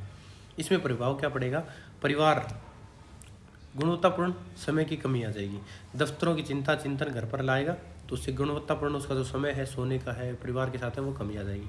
वैवाहिक और पारिवारिक विवाद होंगे, अगर ऑफिस की टेंशन घर पे लेके आएगा तो बीवी के साथ झगड़ा होगा, लड़ाई होगा, वो चिड़चिड़ापन बीवी के साथ होगा, तो वैवाहिक जीवन और पारिवारिक जीवन में विवाद आ जाएगा। तो ये हमारे कुछ मुद्दे थे। अभी इस क्वेश्चन का निष्कर्ष आपको खुद करना है कि क्या होगा, जो पूरा क्वेश्चन का आंसर देखा उसके हिसाब से आपको इसमें आंसर देना होगा। तो ये क्वेश्चन का आंसर यहाँ कंप्लीट होता है। नेक्स्ट क्वेश्चन, निवारण तनाव प्रबंधन की चर्चा कीजिए। तो इसमें सबसे पहले आपको समझना होगा कि निवारण तनाव प्रबंधन होता क्या है। तो तनाव आधुनिक जीवन की एक सामान्य सी समस्या है और सर्वव्यापी समस्या है। यह व्यक्ति की शारीरिक, मानसिक और सामाजिक स्वास्थ्य को प्रभावित करती है, इसलिए केवल तनाव का उपचार करना ही पर्याप्त नहीं है, बल्कि उससे उत्पन्न होने वाले पहले रोकना है। अगर कोई तनाव उत्पन्न हो रहा है उससे पहले उसको रोक दो। इसी विचार पर आधारित अवधारणा, तो इसको रोग शुरू होने से पहले रोकना और इसकी अवधारणा को क्या बोलते हैं, निवारण तनाव प्रबंधन कहा जाता है। निवारण तनाव प्रबंधन एक ऐसी संगठित प्रक्रिया है जिसमें व्यक्ति और संगठन दोनों मिलकर तनाव के कारणों को कम करने, तनाव के प्रभाव को नियंत्रित करने और स्वस्थ जीवन और कार्य वातावरण को बढ़ावा देने का प्रयास करते हैं। इस अवधारणा का विकास निवारक चिकित्सा से हुआ है। इसके मुख्य 3 स्तरों में है, प्राथमिक, द्वितीय, तृतीयक निवारण में विभाजित किया गया है। इसके 3 स्तरों को देखने से पहले आपको ये देखना होगा कि इसके हम कैसे रोक सकते हैं तनाव को। तो इसको हम व्यक्तिगत रोकथाम कर सकते हैं। तो कष्ट को, तनाव को कम करने और भलाई को बढ़ावा देने के लिए विभिन्न स्वनिर्देशित कार्य नीतियाँ हैं। व्यक्ति रोकथाम में प्राथमिक, माध्यमिक, तृतीय स्तर पर गतिविधियों में हस्तक्षेप में शामिल है। तो इसमें पहला आता है व्यक्तिगत रोकथाम। दूसरा इसमें आता है संगठनात्मक तनाव प्रबंधन होता है कि कैसे ऑर्गेनाइज स्ट्रेस मैनेजमेंट करेंगे जिससे व्यक्ति का तनाव कम हो सके, कि कैसे कर सकते हैं। फिर इसके 3 चरण देखेंगे। पहला चरण है हमारा प्राथमिक चरण। प्राथमिक निवारण का उद्देश्य क्या होता है, तनाव उत्पन्न करने वाले जो भी कारण हैं उनको प्रारंभिक स्तर पर ही समाप्त कर दो। जो तनाव पैदा करने वाली परिस्थितियां उनको रोकना, कार्यस्थल एवं जीवन में संतुलन स्थापित करना, तनाव के स्रोतों की पहचान करके उनका समाधान करना, ये हमारा प्राथमिक निवारण स्रोत है। इसमें क्या है, 2 स्तरों पर किया जा सकता है, व्यक्तिगत स्तर पर और संगठनात्मक स्तर पर, जो कि हमने ऊपर देखा। व्यक्तिगत स्तर पर क्या उपाय कर सकते हैं, सकारात्मक सोच विकसित कर सकते हैं, समय की प्रभावी प्रबंधन कर सकते हैं, यथार्थवादी लक्ष्य निर्धारित कर सकते हैं, अवकाश एवं मनोरंजन गतिविधियों में भाग ले सकते हैं, कार्य और जीवन के बीच में संतुलन बनाए रखेंगे। तो ये होता है हमारा व्यक्तिगत स्तर पर। फिर होता है संगठनात्मक स्तर पर हम कैसे सुधार कर सकते हैं। तो इसमें कार्यभार का उचित वितरण करके, नौकरी का पुनः डिजाइन करके, फिर दोबारा करेंगे भूमिकाओं और जिम्मेदारियों की स्पष्टता करेंगे, स्वस्थ कार्य वातावरण का निर्माण करेंगे, कर्मचारियों को निर्णय प्रक्रिया में शामिल करेंगे। तो ये हमारे क्या है, प्राथमिक निवारण है। फिर माध्यमिक निवारण या द्वितीयक निवारण बोलते हैं जिसे। तो इसमें क्या होता है कि द्वितीय निवारण का उद्देश्य तनाव कारकों को समाप्त करना नहीं, बल्कि व्यक्ति की तनाव से निपटने की क्षमता को विकसित करना है। इसका उद्देश्य होता है कि तनाव के प्रति प्रतिक्रिया को नियंत्रित करना है, मानसिक एवं शारीरिक सहनशीलता को बढ़ाना है, तनाव के दुष्प्रभावों को कम करना है। इसे भी 2 स्तर पर किया जा सकता है। व्यक्तिगत स्तर पर व्यक्तिगत स्तर पर क्या है, नियमित व्यायाम करेंगे और फिर ध्यान एवं विश्राम तकनीकें बनाएंगे, संतुलित आहार लेंगे, सकारात्मक दृष्टिकोण अपनाएंगे। तो इनको अपनाकर कर सकते हैं। फिर संगठनात्मक स्तर उपाय में क्या कर सकते हैं, टीम का निर्माण कार्यक्रम करेंगे, सामाजिक समर्थन प्रणाली अपनाएंगे, लक्ष्य निर्धारण कार्यशालाएं करेंगे, तनाव प्रबंधन प्रशिक्षण कार्यक्रम चलाएंगे। तो ये हमारा क्या है, संगठनात्मक स्तर पर कैसे करेंगे। फिर तृतीय स्तर क्या होता है, तनाव के कारण जो व्यक्ति की शारीरिक मानसिक समस्याओं से जो प्रभावित हो जाता है, तब तृतीय के निवारण की आवश्यकता पड़ती है। इसका उद्देश्य क्या होता है, तनाव से उत्पन्न रोगों का उपचार करेंगे, कर्मचारी को सामान्य स्थिति में वापस लाएंगे, दीर्घकालीन स्थिति को रोक देंगे। ये इसका उद्देश्य है। तो इसको भी दो स्तर पर कर सकते हैं। व्यक्तिगत स्तर पर क्या करेंगे, मनोवैज्ञानिक परामर्श देंगे, संज्ञानात्मक व्यवहार चिकित्सा करेंगे, चिकित्सकीय उपचार करेंगे, तनाव प्रबंधन में विशेषज्ञों की सहायता करेंगे। फिर इसमें आता है संगठनात्मक स्तर पर। तो संगठनात्मक स्तर पर क्या करेंगे, कर्मचारी सहायता कार्यक्रम चलाएंगे, मानसिक स्वास्थ्य सेवाएं चलाएंगे, तनाव अवकाश देंगे, पुनर्वास कार्यक्रम चलाएंगे। तो ये हमारे दो हो गए हैं, ये तीनों हमने देख लिए। फिर इसके बाद क्या कर सकते हैं, इसमें व्यक्तिगत निवारण तनाव प्रबंधन है, जो कि हमने ऊपर देखा था, व्यक्तिगत तनाव प्रबंधन। तो इसमें क्या करेंगे, व्यक्तिगत तनाव प्रबंधन या रोकथाम में क्या करेंगे, सकारात्मक सोच अपनाएंगे, समय का प्रबंधन करेंगे, अवकाश एवं मनोरंजन करेंगे, स्वास्थ्य जीवन शैली अपनाएंगे। तो ऐसे करके हम व्यक्तिगत रोकथाम कर सकते हैं। फिर संगठनात्मक रोकथाम में हम क्या करेंगे, इसमें कार्य का उचित पुनर्गठन करेंगे, सामाजिक समर्थन लेंगे, टीम का निर्माण करेंगे, कर्मचारी सहभागिता करेंगे, प्रशिक्षण और विकास कार्यक्रम चलाएंगे, जिससे कर्मचारी पर कम से कम लोड आए, कम से कम तनाव हो। तो ये हमारे तनाव के बारे में था कि तनाव के बारे में कैसे निपट सकते हैं, तनाव का निवारण कैसे कर सकते हैं। तो ये क्वेश्चन हमारा यहाँ कंप्लीट होता है। नेक्स्ट क्वेश्चन हमारा है, समय प्रबंधन की मुख्य बनावट की चर्चा कीजिए। तो जो समय प्रबंधन है उसकी जो बनावट है उसकी चर्चा करनी है कि इसको हम कैसे बनावट के रूप में कैसे कर सकते हैं। तो समय प्रबंधन आपके ऑलरेडी इसके बारे में आप पढ़ चुके हो कि क्या होता है समय प्रबंधन। तो उन प्रमुख तत्वों, चुनौतियों और सिद्धांतों को दर्शाती है समय प्रबंधन, जो समय के उपयोगी मूल्यांकन तथा प्रभावी नियोजन से संबंधित है। समय प्रबंधन की मुख्य बनावट के 3 प्रमुख आयामों में इसे समझा जा सकता है। पहला आयाम कौन सा है, संसाधन के रूप में समय का मूल्यांकन करना। इसमें दूसरा आएगा हमारा नैतिक निहितार्थ। तीसरा हमारा इसमें क्या आएगा, कार्य जीवन असंतुलन। तो समय प्रबंधन की मुख्य बनावट को 3 इन प्रमुख आयामों से समझेंगे। तो सबसे पहले इसमें आता है हमारा संसाधन के रूप में समय का मूल्यांकन करना। तो समय का मूल्यांकन कैसे करेंगे, इसमें जो समय किसी भी व्यक्ति या संगठन के लिए महत्वपूर्ण संसाधन है, विकसित देशों में समय को अत्यधिक मूल्यवान माना जाता है, जबकि अनेक जो विकासशील देश है उसमें समय के प्रति अपेक्षाकृत उदासीन दृष्टिकोण देखने को मिलता है। टाइम मैनेजमेंट को लेकर कोई ज़्यादा फोकस्ड नहीं है, कोई ज़्यादा सीरियस नहीं है, लेकिन डेवलप्ड कंट्री में इसको लेकर बहुत ज़्यादा फोकस्ड है। जो समय के कम मूल्यांकन की समस्या है, समय के कम मूल्यांकन की समस्या को कैसे करेंगे, कार्यों में अनावश्यक देरी हो जाएगी, समय की पाबंदी का अभाव होगा, वचन पालन में लापरवाही होगी, निर्णय लेने में विलंबन होगा, उत्पादकता में कमी आएगी। तो ये समय के कम मूल्यांकन में समस्या होती है। तो भारत के पूर्व राष्ट्रपति APJ अब्दुल कलाम ने भी समय के महत्व पर बल देते हुए नागरिकों को आलस्य छोड़कर कर्मठ बनने का निर्देश दिया है। तो समय के उचित मूल्यांकन के लाभ होते हैं, कुछ क्या लाभ मिलते हैं, उत्पादकता में वृद्धि होती है, संसाधनों का बेहतर उपयोग होता है, लक्ष्य की समय पर प्राप्ति हो जाएगी, संगठनात्मक दक्षता में सुधार होगा, व्यक्तिगत सफलता और आत्मविश्वास में वृद्धि होगी। तो ये हमारा क्या है, जो हमने आंसर देखा, संसाधन के रूप में समय का कम मूल्यांकन। दूसरा इसमें देखेंगे समय प्रबंधन के नैतिक निहितार्थ क्या है। तो समय प्रबंधन केवल कार्यकुशलता का विषय नहीं है कि कार्यकुशलता आ गई तो समय प्रबंधन आ गया, नहीं, वह नैतिकता और प्रशासनिक उत्तरदायित्व से जुड़ा हुआ है। जो प्रशासनिक स्तर पर नैतिक कुछ समस्याएं होती हैं, क्या नैतिक समस्याएं आती हैं, जैसे जन्म एवं मृत्यु प्रमाण पत्र जारी करना, जाति प्रमाण पत्र बनाना, व्यापारिक लाइसेंस प्रदान करना, सरकारी भुगतान जारी करना। जब सरकारी अधिकारी नागरिकों के कार्य समय पर नहीं करते हैं, क्योंकि जैसे आपने देखा होगा जन्म मृत्यु प्रमाण पत्र आपके टाइम पे नहीं बनते, जाति प्रमाण पत्र नहीं बनेगा, जो आपका लाइसेंस है वो नहीं बनेगा, सरकारी भुगतान जारी करना होगा वो टाइम पे नहीं होगा, तो नागरिकों को क्या है, अनावश्यक कठिनाइयों का सामना करना पड़ेगा। इसमें एक प्रॉब्लम और आती है, भ्रष्टाचार और समय प्रबंधन हमें देखने को मिलता है। कार्य में जानबूझकर देरी की जाती है ताकि वो भ्रष्टाचार के थ्रू पैसे कमा सके, उस काम को करने के लिए वो पैसे ले सके। इसके परिणाम स्वरूप क्या होगा, अगर समय प्रबंधन नहीं करोगे तो भ्रष्टाचार बढ़ेगा, प्रशासन में नैतिकता की कमजोरी होगी, शासन की लापरवाही, जो शासन व्यवस्था की विश्वसनीयता घट जाएगी। इसमें लाल फीताशाही होती है। जो समय प्रबंधन की कमी के कारण क्या है, सरकारी तंत्र में लाल फीताशाही विकसित हो जाती है। इसके दुष्परिणाम ये है कि योजना का विलंबित क्रियान्वयन हो जाएगा, संसाधनों की बर्बादी होगी, आर्थिक नुकसान होगा, विकास कार्यों में बाधा आएगी, गरीब वर्गों को समय पर लाभ नहीं मिलेगा। तो ये हो गया। फिर थर्ड इसमें आता है हमारा कार्य जीवन असंतुलन। तो ये क्या होता है कि जब समय प्रबंधन की मुख्य बनावट का तीसरा महत्वपूर्ण घटक कार्य और व्यक्तिगत जीवन के बीच में संतुलन स्थापित करना हो, तो कार्य जीवन के बीच में असंतुलन के कारण क्या है? अत्यधिक कार्यभार आ जाएगा, लंबी कार्य अवधि आ जाएगी, छुट्टियों में भी काम करना, व्यक्तिगत जीवन के लिए समय का अभाव हो जाता है। संगठन की अव्यक्तिगत कार्य संस्कृति क्या है, इसको देखेंगे। जो कार्य जीवन का असंतुलन के प्रभाव है, प्रभावों को देखने के लिए सबसे पहले कर्मचारी पर प्रभाव पड़ता है। शारीरिक थकान, मानसिक तनाव, प्रेरणा में कमी, अवसाद, चिंता और बर्नआउट देखने को मिलता है। फिर संगठन पर इसमें क्या प्रभाव पड़ेगा? उत्पादकता में गिरावट आ जाएगी, अनुपस्थिति में वृद्धि हो जाएगी, कर्मचारियों का नौकरी छोड़ना हो जाएगा, गुणवत्ता की कमी आ जाएगी। संतुलन बनाए रखने के उपाय क्या है? कोई भी संतुलन है उसको बनाए रखने के उपाय क्या होगा? उचित कार्य समय पर निर्धारण, अवकाश और विश्राम की व्यवस्था, परिवार के लिए पर्याप्त समय, मानसिक स्वास्थ्य कार्यक्रम, लचीली कार्य प्रणाली होगी। संतुलन बनाए रखने के ये उपाय हैं। इसमें समय प्रबंधन की आदर्श बनावट देखने को मिलेगी कि समय प्रबंधन है कुछ, उसकी आदर्श बनावट क्या होगी उसके बारे में बात करेंगे। तो निवारक तनाव प्रबंधन, ये जो 3 लेयर व्यवस्था थी हमने देखी थी कि कैसे ऊपर वाले क्वेश्चन में कि त्रिस्तरीय निवारक व्यवस्था क्या है। फिर निवारक तनाव प्रबंधन इस बात पर बल देता है कि लक्षणों के उपचार कहीं अधिक आवश्यक हैं, उनसे उत्पन्न होने वाले उस पहले ही रोकना, इससे चिकित्सा का दर्ज है। प्राथमिक निवारण कैसे कर सकते हैं, माध्यमिक निवारण कैसे कर सकते हैं, तृतीयक निवारण कैसे कर सकते हैं। तो संसाधन के रूप में समय का नैतिक और सामाजिक मूल्यांकन बहुत ज़्यादा जरूरी है। और कार्य जीवन संतुलन और उत्पादकता भी बहुत जरूरी है। कार्य जीवन में संतुलन होगा तो उत्पादकता इससे बढ़ेगी। इसमें एक चीज़ और देखनी है, समय प्रबंधन की आदर्श बनावट क्या होगी?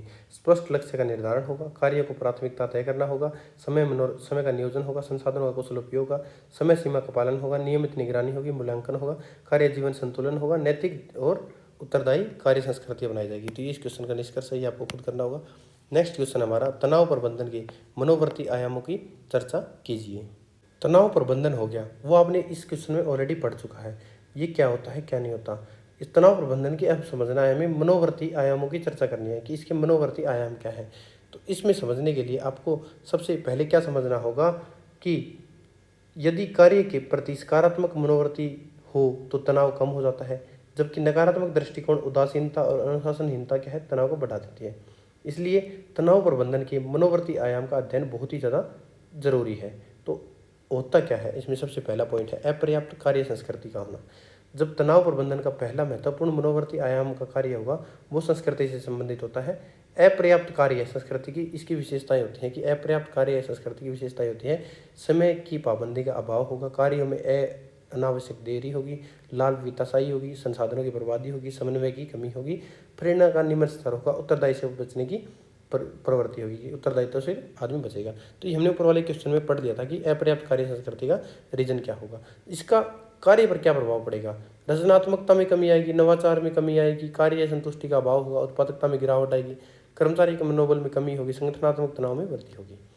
तो फिर इसमें अगला है कि समय की पाबंदी में कमी आएगी, कि जब इंसान इसमें कमी होगी, मनोवृत्ति में जो संस्कृति में कमी होगी, अपर्याप्त कार्य संस्कृति में, तो क्या समय का पाबंद नहीं होगा, उसके काम टाइम पर पूरे नहीं होंगे, उसकी बस निकल जाएगी, ट्रेन निकल जाएगी, वो क्या है अपनी ड्यूटी पे टाइम पे नहीं जाएगा, अपना काम समय पर पूरा नहीं कर पाएगा, दबाव में रहेगा, तनाव में रहेगा।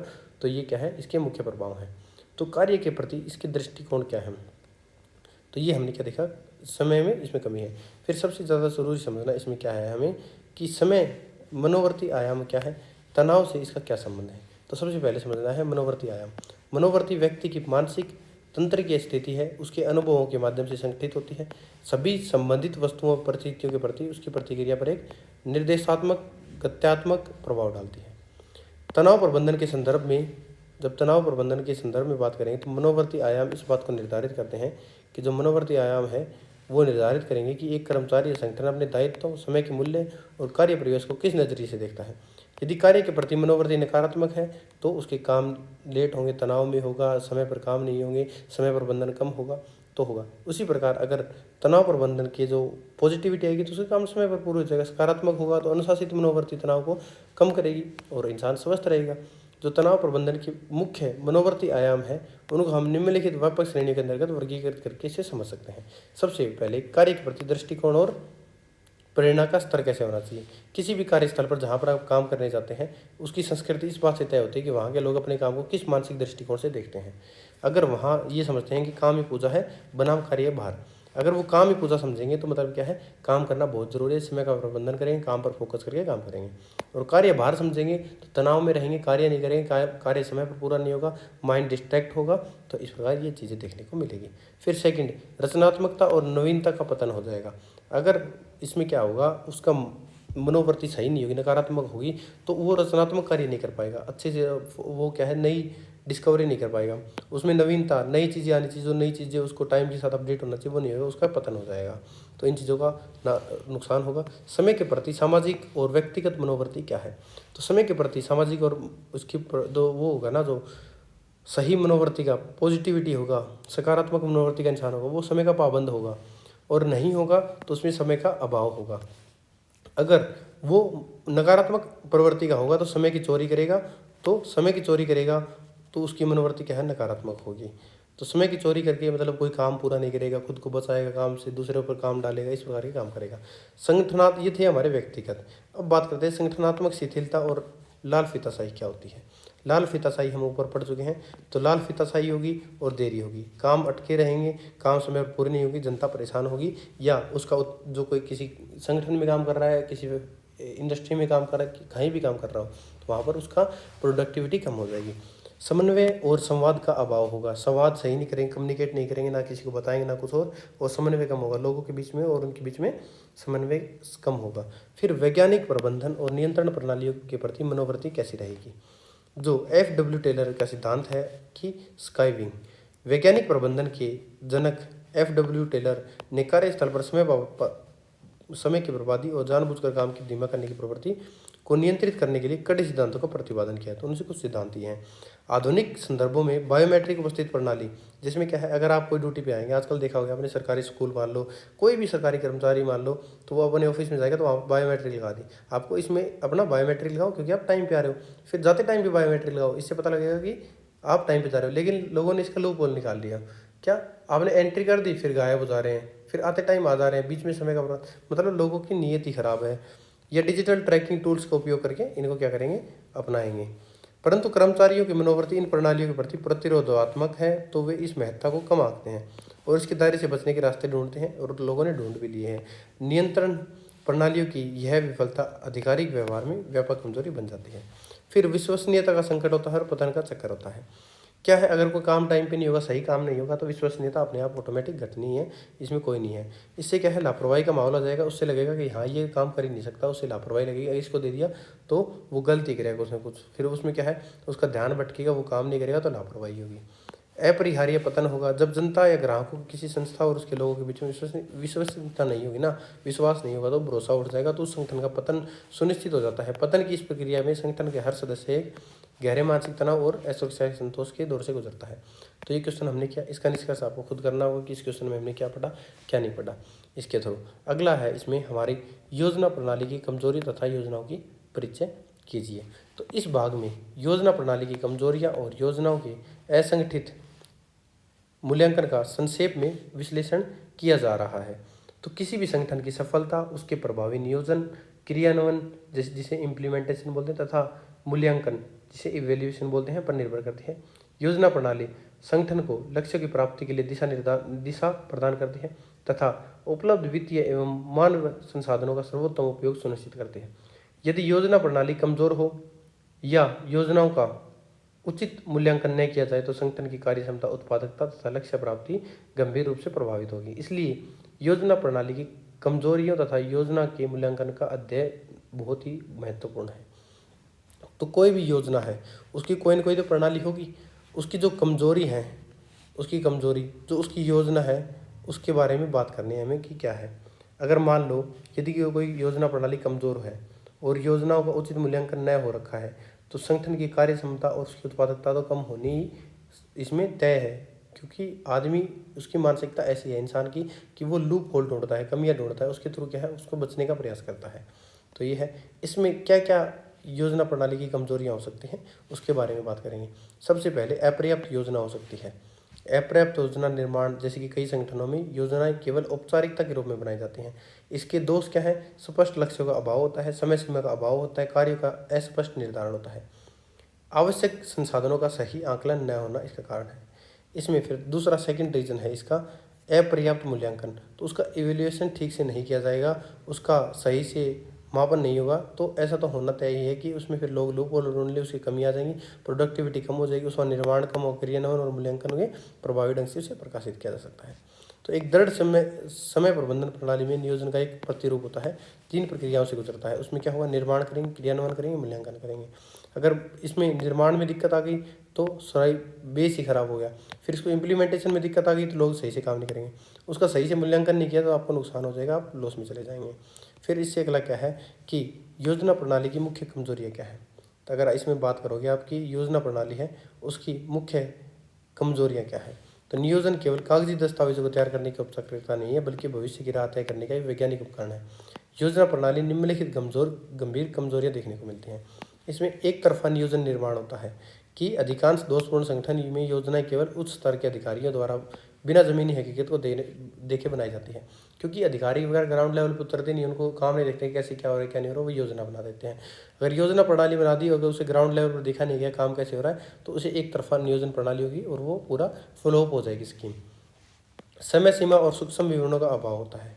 तो जैसा कि मूल पाठ में स्पष्ट है, औपचारिक योजनाएं तो बना ली जाती है, परंतु उसमें स्पष्ट सीमा का निर्धारण और प्रत्येक चरण का विस्तृत जो विनिर्देशों है उनका घोर अभाव होता है। जब किसी कार्य को पूरा करने की अंतिम तिथि तय नहीं होती है ना, कि अंतिम तिथि तय नहीं होगी, तो वो कर्मचारी क्या है, स्थिर हो जाते हैं, अनडिसिप्लिन हो जाते हैं और क्या हो जाएंगे, सुस्त हो जाएंगे, वो काम को करेंगे नहीं। संसाधनों के विभिन्न निर्देशों में कमी आ जाएगी ना। एक त्रुटिपूर्ण योजना प्रणाली में इस बात को कोई स्पष्ट खाका नहीं होता कि किसी लक्ष्य को प्राप्त करने के लिए कितना वित्तीय निवेश किया जाए। तो संसाधनों के विभिन्न निर्देशों में कमी आ जाती है, जिससे नुकसान होता है। विभागीय योजनाओं और उप व्यवस्था में समन्वय का अभाव होता है। समन्वय का अभाव, ऊपर भी हमने क्वेश्चन में पढ़ा था कि समन्वय का अभाव क्या होता है। तो संगठन के विभिन्न विभागों जैसे कि वित्त, उत्पादन, मानव संसाधन के लिए अलग अलग लेकिन आपस में जुड़ी योजनाएं नहीं बनाई जाती हैं। इस बिखराव के कारण विभागों के बीच में अंतर्विरोध, टकराव की स्थिति उत्पन्न हो जाती है। यह संगठन की अपव्यवस्था की जिम्मेदारियों को कम कर देता है और प्रशासनिक कार्यात्मक प्रभावशीलता को पूरी तरह नष्ट कर देता है। फिर अपर्याप्त योजना की दूरगामी परिणाम क्या है। अगर कोई अपर्याप्त योजना है उसके दूरगामी परिणाम देखोगे, आगे फ्यूचर में जाके क्या होगा, तो समन्वय की कमी होगी, जो कि हमने ऊपर देखा, और लक्ष्य की प्राप्ति में बाधा आएगी। क्योंकि अगर अपर्याप्त योजना है तो लक्ष्य की प्राप्ति तो ना ही मानो कि ये लक्ष्य की प्राप्ति होगी, उसमें क्या नुकसान ही देखने को मिलेगा। मात्रा और गुणवत्ता का होश हो जाएगा। अगर किसी चीज़ का निर्माण कर रहे हो तो उसमें मात्रा में कमी होगी और उसकी जो गुणवत्ता है वो फ्लॉप होने, क्योंकि कर्मचारी सही से नहीं काम करेंगे तो गुणवत्ता में असर आएगा। फिर मूल्यांकन प्रणाली की कमजोरी क्या है, उसका सुधारात्मक महत्व क्या होगा। तो कोई भी मूल्यांकन कर रहे हैं, हम किसी चीज़ का इवैल्यूएशन कर रहे हैं, उसकी कमजोरियाँ क्या है। तो आवधिक मूल्यांकन का अभाव होता है। कई संगठनों में योजनाओं को लागू करने के बाद उसका समय समय पर निरीक्षण नहीं किया जाता। अगर आप टाइम पर निरीक्षण नहीं करोगे तो वहाँ घपलेबाजी हो जाएगी, घोटाला हो जाएगा, लोग सही से काम नहीं करेंगे, सुधारात्मक तंत्र की विफलता हो जाएगी। एक प्रभावी समय प्रबंधन और नियोजन प्रणाली में मूल्यांकन एक सुधारात्मक तंत्र है माना जाता है। यदि मूल्यांकन समय पर नहीं होगा तो निष्पक्ष और नहीं होगा तो क्या होगा, योजना प्रशासन उन कमजोर क्षेत्रों की पहचान करने में मदद मिलेगी जहां भविष्य में अधिक ध्यान देने और संसाधनों में लगाने की आवश्यकता होती है। इसके अभाव में पूरी प्रशासन अवस्था अकुशल बन जाती है। फिर इसके बाद सुदृढ़ योजना और प्रभावी मूल्यांकन के व्यवहारिक उपाय क्या हैं। अगर किसी को सुदृढ़ योजना और प्रभावी मूल्यांकन करने के व्यवहारिक उपाय क्या होंगे। पहले, सहभागितापूर्ण नियोजन करो। फिर स्मार्ट लक्ष्यों का निर्धारण करो। मजबूत अनुश्रवण और मूल्यांकन ढांचा बनाओ, जिसे एमई फ्रेमवर्क बोलते हैं। तो इसका क्वेश्चन का निष्कर्ष है जो कि हमने ऊपर पढ़ा, उसके बेस पे आपको इस क्वेश्चन का निष्कर्ष करना होगा कि इस क्वेश्चन का क्या निष्कर्ष है। ये हमारा क्वेश्चन था। अगला नेक्स्ट क्वेश्चन देखते हैं। इसमें शारीरिक स्वास्थ्य पर तनाव का क्या प्रभाव पड़ता है। शारीरिक स्वास्थ्य पर तनाव का डायरेक्ट प्रभाव पड़ता है। तनाव क्या है, केवल मानसिक अवस्था नहीं है, बल्कि यह क्या है, शरीर की संपूर्ण जैविक प्रणाली को प्रभावित करती है। यह एक जटिल प्रक्रिया है जो लंबे समय तक व्यक्ति को तनावपूर्ण परिस्थितियों का सामना करना पड़ता है ना। तो शरीर में हार्मोनल, तंत्रिका तंत्र, प्रतिरक्षा तंत्र, जिसे कि रेजिस्टेंस बोलते हैं, रेजिस्टेंस डाइजीज, जिससे हम बीमारियों का सामना करते हैं, तो शरीर में इनकी परिवर्तन होने लगते हैं। तनाव के कारण उत्पन्न होने वाले ये परिवर्तन होते हैं, धीरे धीरे शारीरिक स्वास्थ्य को नुकसान पहुंचाते हैं और विभिन्न रोगों का कारण बन जाते हैं। इस संदर्भ में क्या हुआ कि मैकवेन ने एक एलोस्टैटिक लोड मॉडल विशेष रूप से प्रस्तुत किया है। इसमें क्या किया है, एलोस्टैटिक लोड का प्रतिरूप बताया है कि ये होता क्या है। तो इस लोड में, इस स्थिति में मैकवेन शरीर तनाव से निपटने के लिए कोर्टिसोल, एड्रेनालिन और अन्य हार्मोन, तनाव हार्मोन का स्राव करता है। सामान्य परिस्थितियों में ये हार्मोन शरीर के परिस्थितियों के अनुरूप डालने में सहायता करते हैं, परंतु जब इनका स्राव लंबे समय तक अधिक मात्रा में होता रहता है तब शरीर के विभिन्न अंगों पर प्रतिकूल प्रभाव पड़ता है, नुकसान होता है। जैसे हृदय और रक्त वाहिकाओं पर दबाव बढ़ता है, प्रतिरक्षा तंत्र कमजोर हो जाता है, चयापचय जिसे कि मेटाबॉलिज्म बोलते हैं इससे प्रभावित होता है, तंत्रिका तंत्र की कार्य क्षमता घटती है, विभिन्न दीर्घकालीन रोगों का जोखिम बढ़ जाता है। तो ये एलोस्टैटिक लोड प्रतिरूप है हमारा। फिर इसके बाद क्या है, शारीरिक स्वास्थ्य पर तनाव के प्रमुख प्रभाव क्या पड़ते हैं उनके बारे में बात करेंगे। सबसे पहला प्रभाव क्या पड़ता है, अगर आप तनाव करोगे और शारीरिक बीमारियां हो जाएंगी आपको। फिर जो आपकी हृदय और रक्त वाहिनी विकार है ना वो देखने को मिलेंगे। हृदय तेज गति से धड़केगा, रक्तचाप बढ़ जाएगा, धमनियों पर दबाव बढ़ेगा, रक्त के थक्के बनने की संभावना बढ़ जाती है, हृदय की धड़कनों का संतुलन बिगड़ जाता है। तनाव लगातार के कारण क्या होगा, बीपी हो जाएगी, हाइपरटेंशन हो जाएगा, कोरोनरी हृदय रोग हो जाएगा, हृदय का हार्ट अटैक आ सकता है, स्ट्रोक आ सकता है।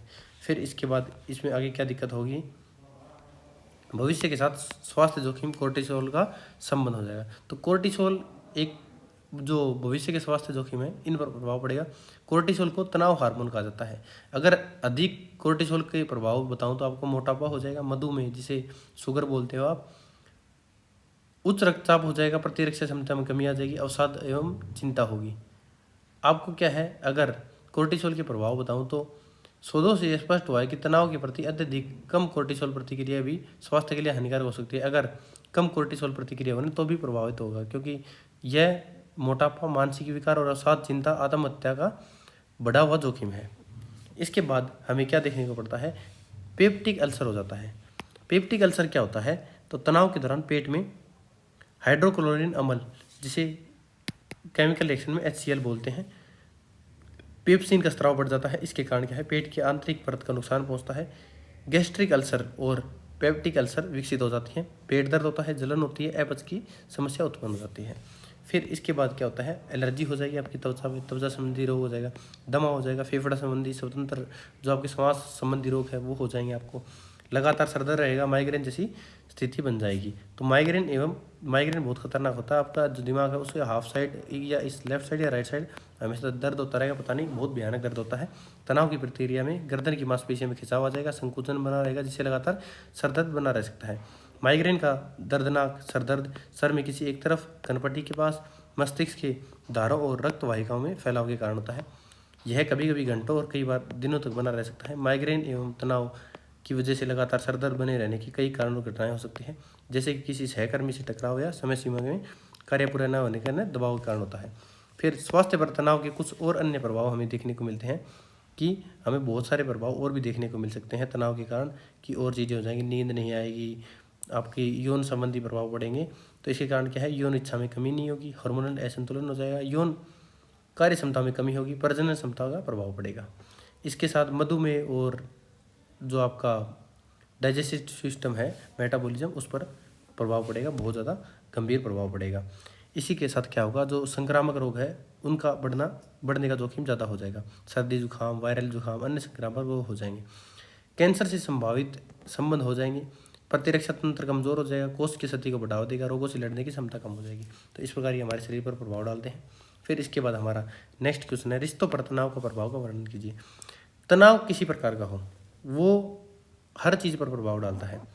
तो वो क्या होगा, आपका शारीरिक, सामाजिक, मानसिक सभी प्रकार के प्रभाव डालेगा। तो इसमें सामाजिक प्रभाव भी है। तो मनुष्य क्या है, एक सामाजिक प्राणी है, उसका जीवन में क्या है, बहुत सारे संबंध है, जैसे कि पारिवारिक, वैवाहिक, सामाजिक, व्यावसायिक, बहुत सारे संबंध हैं। और शारीरिक संबंध में बात करूं तो स्वस्थ संबंध है, व्यक्ति को भावनात्मक सुरक्षा, सहयोग और मानसिक संतुलन प्रदान करता है। इसके विपरीत जब व्यक्ति लंबे समय तक तनाव का सामना करेगा ना, तो उसका प्रभाव केवल स्वास्थ्य और कार्य क्षमता तक सीमित नहीं रहता, बल्कि उसके संबंधों को गंभीर रूप से प्रभावित करता है। तनाव के कारण व्यक्ति का व्यवहार है, भावना है और संचार शैली में परिवर्तन आने लगता है, जिससे रिश्तों में दूरी आती है, संघर्ष और असंतोष उत्पन्न हो जाता है। फिर इसमें हमें क्या क्या चीज़ देखने को मिलता है, जो इसके क्या क्या संबंध हैं जिससे इंसान के संबंध खराब हो जाते हैं, उनके बारे में बात करेंगे। तो इसमें सबसे पहला पॉइंट है जो कार्यस्थल संबंध तनाव के विकार प्रभाव। तो कार्यस्थल पर क्या तनाव का प्रभाव होगा, जो सहकर्मियों के साथ है वो संबंधों में तनाव आ जाएगा, जो साथ में उसके सहकर्मी उसके साथ काम करते हैं उसके साथ क्या है, काम आ जाएगा। तो गलतफहमियाँ हो जाएंगी, स्वादहीनता आ जाएगी, असभ्यता करने लग जाएगा, कार्यस्थल पर हिंसा हो सकती है, लड़ाई दंगा भी हो सकता है अगर वो फ्रस्ट्रेटेड होगा तो, अगर उसमें चिड़चिड़ापन होगा तो टीम वर्क में विफलता हो जाएगी, टीम वर्क सही से सक्सेसफुल नहीं होगा। ये चीज़ें हमें देखने को मिलेगी। और आपका क्या है, कार्य संघर्ष हो जाएगा, संबंध संघर्ष इसमें देखने को मिलेगा। फिर पारिवारिक और वैवाहिक संबंधों पर क्या प्रभाव पड़ेगा? तनाव का सबसे अधिक प्रभाव क्या पड़ेगा? पति पत्नी के संबंधों पर देखा जा सकता है। प्रमुख प्रभाव क्या पड़ेगा? संवाद में कमी होगी, आपसी समझ का अभाव होगा, बार बार विवाद होगा, भावनात्मक दूरी होगी, वैवाहिक संतुष्टि में कमी होगी। तो ये हमें वैवाहिक संबंधों का प्रभाव दिखेगा, जिसमें वैवाहिक कड़वाहट, तलाक का जोखिम देखने को मिलेगा। इसी के साथ पालक बालक जो माता पिता है और बच्चों हैं उसके संबंधों में दूरी आने लग जाएगी। फिर इसका अगला है इसमें कि जो मित्रता है और सामाजिक संबंध है उस पर भी हमें प्रभाव देखने को मिलेंगे। फिर संचार का प्रभाव, आप अपनी पत्नी से बात नहीं करोगे, व्यक्ति क्या है, कम बातें सुनेगा, अधिक प्रतिक्रिया देगा, गलतफहमियां बढ़ जाएंगी, आलोचनात्मक और दोषपूर्ण प्रवृत्ति बढ़ेगी, सहानुभूति कम हो जाती है और भावनात्मक प्रभाव देखने को मिलेंगे। फिर इसके साथ क्या है, सामाजिक अलगाव और मित्रता का होश हो जाएगा। क्या है, सामाजिक गतिविधियों से पलायन हो जाएगा, वो उससे दूर हटने लग जाएगा। सहानुभूति और संवेदनशीलता में कमी आ जाएगी, उसको किसी के प्रति सहानुभूति नहीं रहेगी, उसकी संवेदनशीलता कम हो जाएगी। फिर इसी के साथ जैसे कि छवियों के अंतिम निष्कर्ष भाग में बताया गया है कि तनाव का रिश्तों पर सीधा प्रभाव और सरल नहीं होता है। इस प्रतिक्रिया के बीच में कई कारक हैं। इसके क्या क्या कारण हो सकते हैं? संगठनात्मक संस्कृति हो सकती है, व्यक्तिगत लक्षण हो सकते हैं, प्रबंधन शैली हो सकती है। तो ये इसके कारण हो सकते हैं। तो ये इस क्वेश्चन का आंसर था। तो ये हमने देखा। इसका निष्कर्ष आप खुद करना हो, जो आपने क्वेश्चन में किया है उसके अनुसार आपको खुद इसका निष्कर्ष बनाना होगा। इसको देखकर भी आप इसका निष्कर्ष कर सकते हैं। समय की बर्बादी का आधार क्या है? कुछ भी हो, टाइम मैनेजमेंट बहुत ज़्यादा जरूरी है। समय का प्रबंधन, अगर उसमें प्रबंधन नहीं होगा तो क्या होगा, समय की बर्बादी होगी। तो इसका आधार क्या है? समय मानव जीवन का सबसे मूल्यवान और सीमित संसाधन है। एक बार बीता हुआ समय दोबारा प्राप्त नहीं किया जा सकता। जब समय का उचित, उत्पादक और उद्देश्यपूर्ण उपयोग नहीं होता है तो उसे समय की बर्बादी कहा जाता है। समय की बर्बादी का अर्थ केवल समय का नष्ट होना नहीं, बल्कि इसका कम उपयोग, दुरुपयोग, अनुपयोग भी है। इसके कारण व्यक्ति, संगठन और समाज को आर्थिक, सामाजिक और मानसिक हानि उठानी पड़ती है। समय की बर्बादी के आधारों को मुख्य 4 वर्गों में विभाजित किया गया है, जिसमें व्यक्तिगत समय की नियंत्रणीय बर्बादी, व्यक्तिगत समय की अनियंत्रणीय बर्बादी, आधारिक समय की नियंत्रणीय बर्बादी, आधिकारिक समय की अनियंत्रणीय बर्बादी। तो व्यक्तिगत समय की नियंत्रणीय अनियंत्रणीय बर्बादी, आधिकारिक समय की नियंत्रणीय अनियंत्रणीय समय की बर्बादी हमें देखने को मिलेगी। सबसे पहले इसमें देखेंगे व्यक्तिगत समय की नियंत्रणीय बर्बादी। तो जब समय की बर्बादी वह प्रकार होती है जिसमें व्यक्ति अपनी इच्छा शक्ति, अनुशासन और उचित योजना द्वारा इसे नियंत्रित कर सकता है। इसमें क्या होता है? अपर्याप्त समय प्रबंधन होता है, दोषपूर्ण आदतें होती हैं, समय का अव्यवस्थित उपयोग होता है, जैसे कि टू डू लिस्ट का अभाव हो गया, समय सीमा का पालन न करना हो गया, डिजिटल और आधुनिक व्यवधान कर सकते हैं, सोशल मीडिया का अत्यधिक उपयोग हो गया, मोबाइल फ़ोन पर लंबी बातचीत, इस प्रकार। अंतः व्यक्तित्व व्यवहार होता है जिसकी अहंकार, क्रोध, ईर्ष्या, इस प्रकार की क्या है, ये व्यवहार अनावश्यक विवाद और संघर्ष उत्पन्न करते हैं, जिससे टाइम वेस्ट होता है। फिर दूसरा इसमें आता है हमारे पास व्यक्तिगत समय की अनियंत्रणीय बर्बादी, हम देखेंगे इसमें। तो इसमें सेकंड में क्या होता है? व्यक्तिगत समय की अनियंत्रणीय बर्बादी। तो कुछ परिस्थितियां व्यक्ति के नियंत्रण से बाहर होती हैं, जिसके कारण समय की हानि होती है। परिवार के किसी सदस्य का बीमार होना, अचानक दुर्घटना होना, ट्रैफिक जाम, बिजली कटौती, संसाधनों की कमी, रिश्तेदार या मित्रों का अप्रत्याशित आगमन हो जाता है। तो व्यक्तिगत समय की अनियंत्रणीय बर्बादी से बोलते हैं। तो फिर दूसरा ये हो गया। फिर इसके बाद करते हैं आधिकारिक समय की नियंत्रणीय बर्बादी क्या होती है। तो संगठन हो गया, कार्यालय हो गया, उसमें समय की बर्बादी के कई ऐसे कारण होते हैं जिससे उचित प्रबंधन द्वारा नियंत्रित किया जा सकता है, जिसमें हमें क्या है, अस्पष्ट लक्ष्य और प्राथमिकताएं दिखाई देती हैं। अस्पष्ट लक्ष्य होंगे, प्राथमिकताएं होंगी।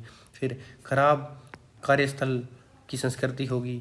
तीसरा इसमें क्या होगा, हमारा समता और प्रशिक्षण में कमी आएगी, समता नहीं होगी, प्रशिक्षण में कमी होगी, योजना का अभाव देखने को मिलेगा कि क्या योजनाओं का अभाव है, अव्यवस्थित प्रक्रियाएं हमें देखने को मिलेगी, क्या अव्यवस्थित प्रक्रियाएं हैं। फिर इसके बाद चौथा हमें क्या देखना है, आधिकारिक समय की अनियंत्रणीय बर्बादी। कुछ संगठनात्मक समस्याएं ऐसी होती है जो तत्काल नियंत्रण में नहीं आती हैं। तो इसमें उदाहरण के तौर पर देखा तो वित्तीय संसाधनों की कमी होगी, कर्मचारियों की कमी होगी, अत्यधिक कार्यभार आ गया, पुराना बुनियादी ढांचा, कठोर नियमावली, बिजली या तकनीकी बाधाएं आ गई, निर्णय लेने का अत्यधिक केंद्रीकरण क्या है। तो समय की बर्बादी के प्रमुख आधुनिक कारण क्या है वो इसमें जानेंगे कि तालमेल में कमी या टाल मटोल की प्रवृत्ति आ जाएगी, मल्टीटास्किंग हो जाएगा, निर्णय लेने में देरी हो जाएगी, अनावश्यक बैठकों का आयोजन हो जाएगा। तो समय की बर्बादी के बहुत सारे दुष्परिणाम हैं जो कि आपको देखने को मिलेंगे। तो ये इस क्वेश्चन का आंसर हो जाएगा जो कि हमने इसमें देखे हैं, जो इसको आप आराम से कर सकते हैं। तो ये हमारा क्वेश्चन यहाँ कंप्लीट होता है। नेक्स्ट क्वेश्चन देखेंगे हम, समय की बचत किस प्रकार की जाती है। समय की बचत मानव जीवन के लिए बहुत ज़्यादा जरूरी है। तो समय मानव जीवन का सबसे मूल्यवान संसाधन है। धन, पद और अन्य संसाधन पुनः प्राप्त किए जा सकते हैं, लेकिन बीता हुआ समय कभी वापस नहीं आता। इसी कारण कहा जाता है कि समय ही जीवन है। जैसे यह कहावत प्रचलित है कि बचाया गया पैसा ही कमाया हुआ पैसा है, उसी प्रकार कहा जा सकता है कि बचाया गया समय ही अर्जित किया गया समय है। यद्यपि सभी व्यक्तियों को प्रतिदिन समान 24 घंटे प्राप्त होते हैं, फिर भी समय की विवेकपूर्ण उपयोग करने वाला व्यक्ति अधिक कार्य कर लेता है, जबकि समय नष्ट करने वाला व्यक्ति कम उपलब्धियां प्राप्त करके। इसलिए उचित योजना, अनुशासन, आधुनिक तकनीकों के माध्यम से समय की बचत संभव है। इसे किया जा सकता है, समय की बचत हम कर सकते हैं। तो समय की बचत के विभिन्न तरीके हैं, इन तरीकों के बारे में जानेंगे। तो सबसे पहले हम क्या है, कार्यों की योजना बनाना। दीर्घकालीन, मध्य वर्ग अवधि और अल्पकालीन समय के लिए किए गए लक्ष्य निर्धारित करने से समय की बचत होती है। तो समय को बचाने का सबसे प्रभावी उपाय है कार्यों की पूर्व से योजना बना लो कि दीर्घकालीन, मध्यकालीन, अल्पकालीन लक्ष्य निर्धारित किए हैं। दैनिक, साप्ताहिक, मासिक कार्यसूची तैयार कर लो। अपने काम की योजना बनाइए, अपनी योजना के अनुसार कार्य कीजिए। समय प्रबंधन का महत्वपूर्ण सिद्धांत है। तो ये पहला तरीका है। दूसरा तरीका इसमें क्या आएगा कि कार्यों का उचित वितरण करो, कि जो भी कार्य कर रहे हो उसका, ये हमने ऑलरेडी पढ़ लिया है, दैनिक, साप्ताहिक, मासिक, वार्षिक सारणी बनाओ क्या हमें क्या करना है। फिर इसमें क्या है कि हैंड हेल्ड, पीडीए और cell phone, personal digital assistant जिसे कि पीडीए बोलते हैं, एक उपकरण है जिसे हाथ में लिया जा सकता है। मूल रूप से इसे व्यक्तिगत आयोजक की तरह नहीं, आज की तरह बनाया गया है, परंतु विगत कुछ वर्षों में बहुआयामी हो गया है। मूल संरचना में पीडीए की कई उपयोगिताएं हैं। गणना करना, घड़ी का कार्य करना, पंचांग के रूप में कार्य करना, कंप्यूटर पर खेलना, इंटरनेट का प्रयोग करना, ईमेल भेजना प्राप्त करना। तो हैंडलेंड पीडीए का उपयोग कर सकते हैं समय को बचाने के लिए। व्यक्तिगत सूचना प्रबंधक सॉफ्टवेयर का प्रयोग कर सकते हैं। डेस्कटॉप कंप्यूटर या पीडीए पर प्रयुक्त PIM एक ऐसा सॉफ्टवेयर है जिसकी सहायता से आप दैनिक रूप से पर्याप्त होने वाली अपनी सूचनाओं को मुख्य धारा से जोड़ सकते हैं तथा इसे अपनी सुविधा अनुसार व्यक्तिगत शैली में अनुकूल व्यवस्थित कर सकते हैं। उदाहरण के लिए माने तो साप्ताहिक बैठकें, नियुक्तियां, अनुक्रमिक कार्यसूची इत्यादि कर सकते हैं। फिर अगला क्या है, टैबलेट पीसी। टैबलेट पीसी एक नोटबुक या स्लेट के आकार की मोबाइल कंप्यूटर होता है। इसकी टच स्क्रीन या डिजिटलाइजिंग टैबलेट तकनीक उपयोगकर्ता की कीबोर्ड के बजाय स्टाइलिश डिजिटल पेन से कंप्यूटर संचालित करने की अनुमति देता है।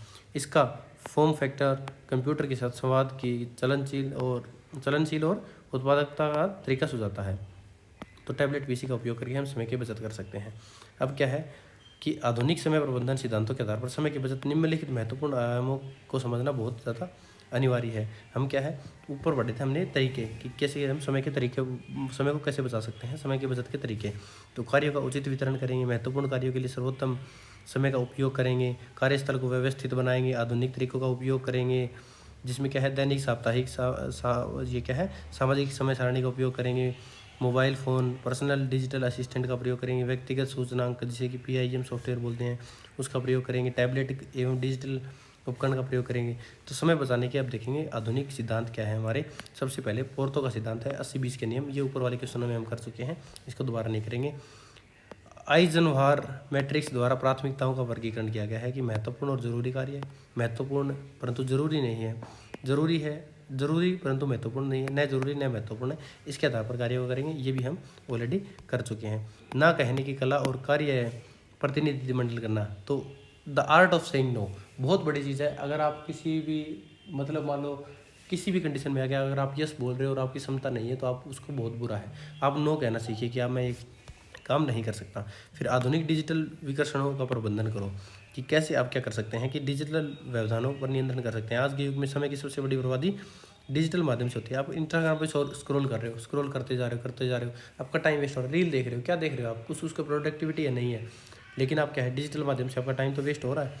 फिर इसके अगला क्या है, कार्य प्रवाह का मानकीकरण और समय प्रबंधन क्या है।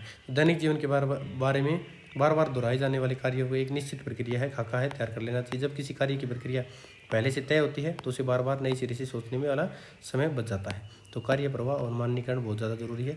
ये इस क्वेश्चन का निष्कर्ष है, जैसे कि जिसमें हमने जाना कि समय की बचत किस प्रकार की जा सकती है, इसके क्या क्या तरीके हैं, हमने इसको अच्छे तरीके से देखा। अब इसका निष्कर्ष आप अपने तरीके से कर सकते हैं कि इसको कैसे करना है। नेक्स्ट क्वेश्चन है हमारा, व्यक्तियों के लिए तनाव निवारण प्रबंधन तकनीकों का वर्णन कीजिए। कि व्यक्तियों के लिए तनाव के निवारण प्रबंधन के जो तकनीकें हैं उनका हमें वर्णन करना है। तो आधुनिक जीवन में तनाव क्या है वो आप जान ही चुके हैं। इसके क्या होता है, इसके तनाव निवारण प्रबंधन तकनीकों का अब यूज़ करेंगे कि ये होता क्या है। जो प्राथमिक स्तर की तनाव प्रबंधन तकनीकें हैं उसके बारे में जानेंगे कि प्राथमिक स्तर पर तनाव प्रबंधन तकनीकें क्या क्या यूज की सकती हैं। सकारात्मक सोच का प्रयोग करके, तो व्यक्ति क्या है, सकारात्मक सोच व्यक्ति को परिस्थितियों को उज्ज्वल पक्ष देखने के लिए प्रेरित करता है। इससे आशा है कि आत्मविश्वास और मानसिक संतुलन विकसित होता है। संज्ञानात्मक पुनर्गठन होता है। सकारात्मक भावनाएं और तनाव की तीव्रता को कम करते हैं। फिर इसके बाद क्या होता है, सेकंड आता है इसमें शिक्षित आशावाद। इस तकनीक का प्रतिपादन मार्टिन सेलिगमैन ने किया था। आशावादी व्यक्ति नकारात्मक घटनाओं को अस्थायी और परिस्थितिजन्य मानता है। सकारात्मक घटनाओं को श्रेय अपने प्रयासों और क्षमताओं को देता है। इसके विपरीत निराशावादी व्यक्ति असफलताओं अस्थायी जो स्थायी और व्यक्ति कमजोरी मानता है। प्रशिक्षण एवं आभास द्वारा आशावादी दृष्टिकोण विकसित किया जा सकता है। तो ये हमने देखा। फिर इसके बाद शिक्षित के बाद क्या है, समय का प्रबंधन। कार्यों की प्राथमिकता निर्धारित करना, दैनिक साप्ताहिक मासिक योजनाएं बनाना, अनावश्यक कार्यों को विलंब से बचना चाहिए। समय का प्रभावी उपयोग करने से कार्यभार कम महसूस होता है और तनाव घटता है। फिर अगला इसमें आता है खाली समय की गतिविधियाँ। जैसे कि खाली समय की गतिविधियाँ करनी चाहिए, जैसे कि अवकाश की गतिविधियाँ मानसिक ताजगी प्रदान करती है। जैसे कि बागवानी लगा ली, चित्रकला कर ली, संगीत गा लिया, पढ़ लिया, खाना बना लिया, खेल कूद कर लिया, यात्रा कर ली, इस प्रकार की गतिविधियाँ आप कर सकते हैं। फिर इसके बाद माध्यमिक स्तर जो द्वितीय स्तर है उस पर तनाव प्रबंधन की तकनीकें देखेंगे, जिसमें कि आप शारीरिक व्यायाम कर सकते हैं। जैसे कि इसके प्रमुख लाभ होते हैं, जो तनाव हार्मोन होते हैं वो रिलीज नहीं होंगे। फिर जो मनोदशा है उसमें सुधार होगा, मांसपेशियों में तनाव कम होगा, आत्मविश्वास बढ़ेगा। जो उपयोगी व्यायाम है क्या कर सकते हैं, क्या शारीरिक व्यायाम कर सकते हैं आप, तेज चलना, दौड़ना, तैराकी, साइकिल चलाना, योग, नृत्य, इस प्रकार के कार्य कर सकते हैं। फिर इसके बाद सेकंड आप क्या कर सकते हैं, विश्राम प्रशिक्षण कर सकते हैं। विश्राम तकनीकों का उद्देश्य होता है कि शरीर और मन को शांति प्रदान करना। इसमें प्रमुख तकनीकें क्या कहती हैं, प्रगतिशील मांसपेशी विश्राम कर सकते हैं। शरीर की विभिन्न मांसपेशियों को क्रमशः कसना और ढीला छोड़ना होता है। स्व उत्पन्न प्रशिक्षण क्या होता है, समय को शांत और आरामदायक वातावरण में कल्पित करना स्वयं उत्पन्न प्रशिक्षण होता है। सचेतन प्रशिक्षण कर सकते हैं, जिसमें वर्तमान क्षण पर ध्यान केंद्रित करना, विचारों और भावनाओं का बिना निर्णय लिए अवलोकन करना। फिर बायो फीडबैक होता है, इलेक्ट्रॉनिक उपकरणों की सहायता से शरीर की प्रतिक्रियाओं की निगरानी करना होता है। निर्देशित कल्पना करना होता है, शांतिपूर्ण दृश्यों और अनुभवों की मानसिक कल्पना करना होता है। फिर इसमें क्या करेंगे, ध्यान और मेडिटेशन करके सेकेंडरी लेवल के जो भी हमारे हैं उनको हम रिजोल्व कर लेंगे। ध्यान और चिंतन करेंगे, आहार अच्छा लेंगे, अच्छा भोजन खाएंगे, और जो कथित आध्यात्मिक समर्थन है उसको करेंगे। तो ऐसा करने से क्या है, हमारा जो आध्यात्मिक स्तर का तनाव है वो कम हो जाएगा। तो आध्यात्मिक समर्थन करेंगे। तो तनाव प्रबंधन की आधुनिक तकनीकें हैं उनके बारे में भी जान लो कि वो क्या होती हैं। जैसे कि योग हो गया, सामाजिक समर्थन हो गया, पर्याप्त नींद हो गया, डिजिटल डिटॉक्स हो गया, जैसे सोशल मीडिया और मोबाइल से अत्यधिक उपयोग सीमित करना हो गया, मानसिक शांति बनाए रखना हो गया। तो ये इस क्वेश्चन का फिर आप इसमें निष्कर्ष लिख सकते हैं अपने हिसाब से। तो निष्कर्ष की हेडिंग ऐड करके निष्कर्ष कर सकते हैं। तो ये इस क्वेश्चन का आंसर था। अब देखते हैं हमारा नेक्स्ट क्वेश्चन, समय प्रबंधन के दृष्टिकोण का वर्णन कीजिए। तो समय प्रबंधन के बारे में इतने क्वेश्चन कर चुके हैं आप। अगर आप सभी को मिक्स करके कुछ भी लिख दोगे ना तो भी आपको मार्क्स प्राप्त करने से कोई नहीं रोक सकता। तो समय प्रबंधन के दृष्टिकोण का वर्णन क्या है इसको जानेंगे। तो समय मानव जीवन का सबसे मूल्यवान संसाधन है। बार बार ये लाइन रिपीट करके मैं सीख गया हूँ। तो इसके दृष्टिकोण क्या है, डायरेक्ट इसकी दृष्टिकोणों पर ध्यान नजर डालते हैं कि इसके दृष्टिकोण क्या है। सबसे पहला दृष्टिकोण है दक्षता दृष्टिकोण। दक्षता दृष्टिकोण में क्या आता है, दक्षता का अर्थ होता है उपलब्ध संसाधनों का अधिकतम उपयोग करके कम समय में अधिक कार्य करना। इस दृष्टिकोण के प्रमुख तत्व क्या है, सुव्यवस्थित प्रबंधन प्रणाली। फिर इसमें क्या आता है, त्वरित संचार व्यवस्था होती है, तकनीक का उपयोग होता है, कार्यों का प्रत्योजन होता है, बाह्य सेवाओं का उपयोग होता है। तो ये हमें देखना पड़ता है दक्षता दृष्टिकोण में। फिर इसमें दूसरा आता है प्रभावशीलता दृष्टिकोण। क्या होता है, प्रभावशीलता का संबंध सही कार्यों को सही समय पर करके निर्धारित लक्ष्यों की प्राप्ति करने से है। इसकी विशेषताएं क्या होती हैं कि स्पष्ट लक्ष्य निर्धारण किया जाता है। फिर इसके बाद प्राथमिकताओं का निर्धारण किया जाता है, स्मार्ट लक्ष्य निर्धारित किए जाते हैं। स्मार्ट क्या होता है, इसमें उत्कृष्टता दृष्टिकोण हो गए, संतुलित दृष्टिकोण हो गया। फिर इसके बाद नहीं बताया गया है तो इसमें खुद बता देता हूँ। स्मार्ट क्या होते हैं, स्पेसिफिक, मेजरेबल, अचीवेबल, रियलिस्टिक और टाइम बाउंड, जिसे बोलते हैं स्मार्ट लक्ष्य बोलते हैं। ऐसे लक्ष्य निर्धारित करो जो स्मार्ट लक्ष्य हो। वैज्ञानिक योजना अपनाओ, उत्तरदायित्व निर्धारण करो। तो ये हमारा क्या था, ये था। फिर हम जानेंगे इसका उत्कृष्ट वाला दृष्टिकोण क्या होता है। यह दृष्टिकोण केवल कार्य पूरा करने तक सीमित नहीं है बल्कि कार्य को सर्वोत्तम गुणवत्ता के साथ संपन्न करने पर बल देता है। इसमें प्रमुख विशेषताएं होती है कि जो पोर्थो का सिद्धांत 80-20 रूल है वो करना चाहिए। फिर नवाचार और रचनात्मक कार्य करने चाहिए। गुणवत्ता प्रबंधन करना चाहिए, निरंतरता सुधार करना चाहिए। संतुलन के दृष्टिकोण क्या है? इसमें संतुलन के दृष्टिकोण पर बात करें तो इसमें समय प्रबंधन केवल कार्य कुशलता पर सीमित नहीं है, बल्कि जीवन के विभिन्न क्षेत्रों में संतुलन बनाए रखना भी आवश्यक है।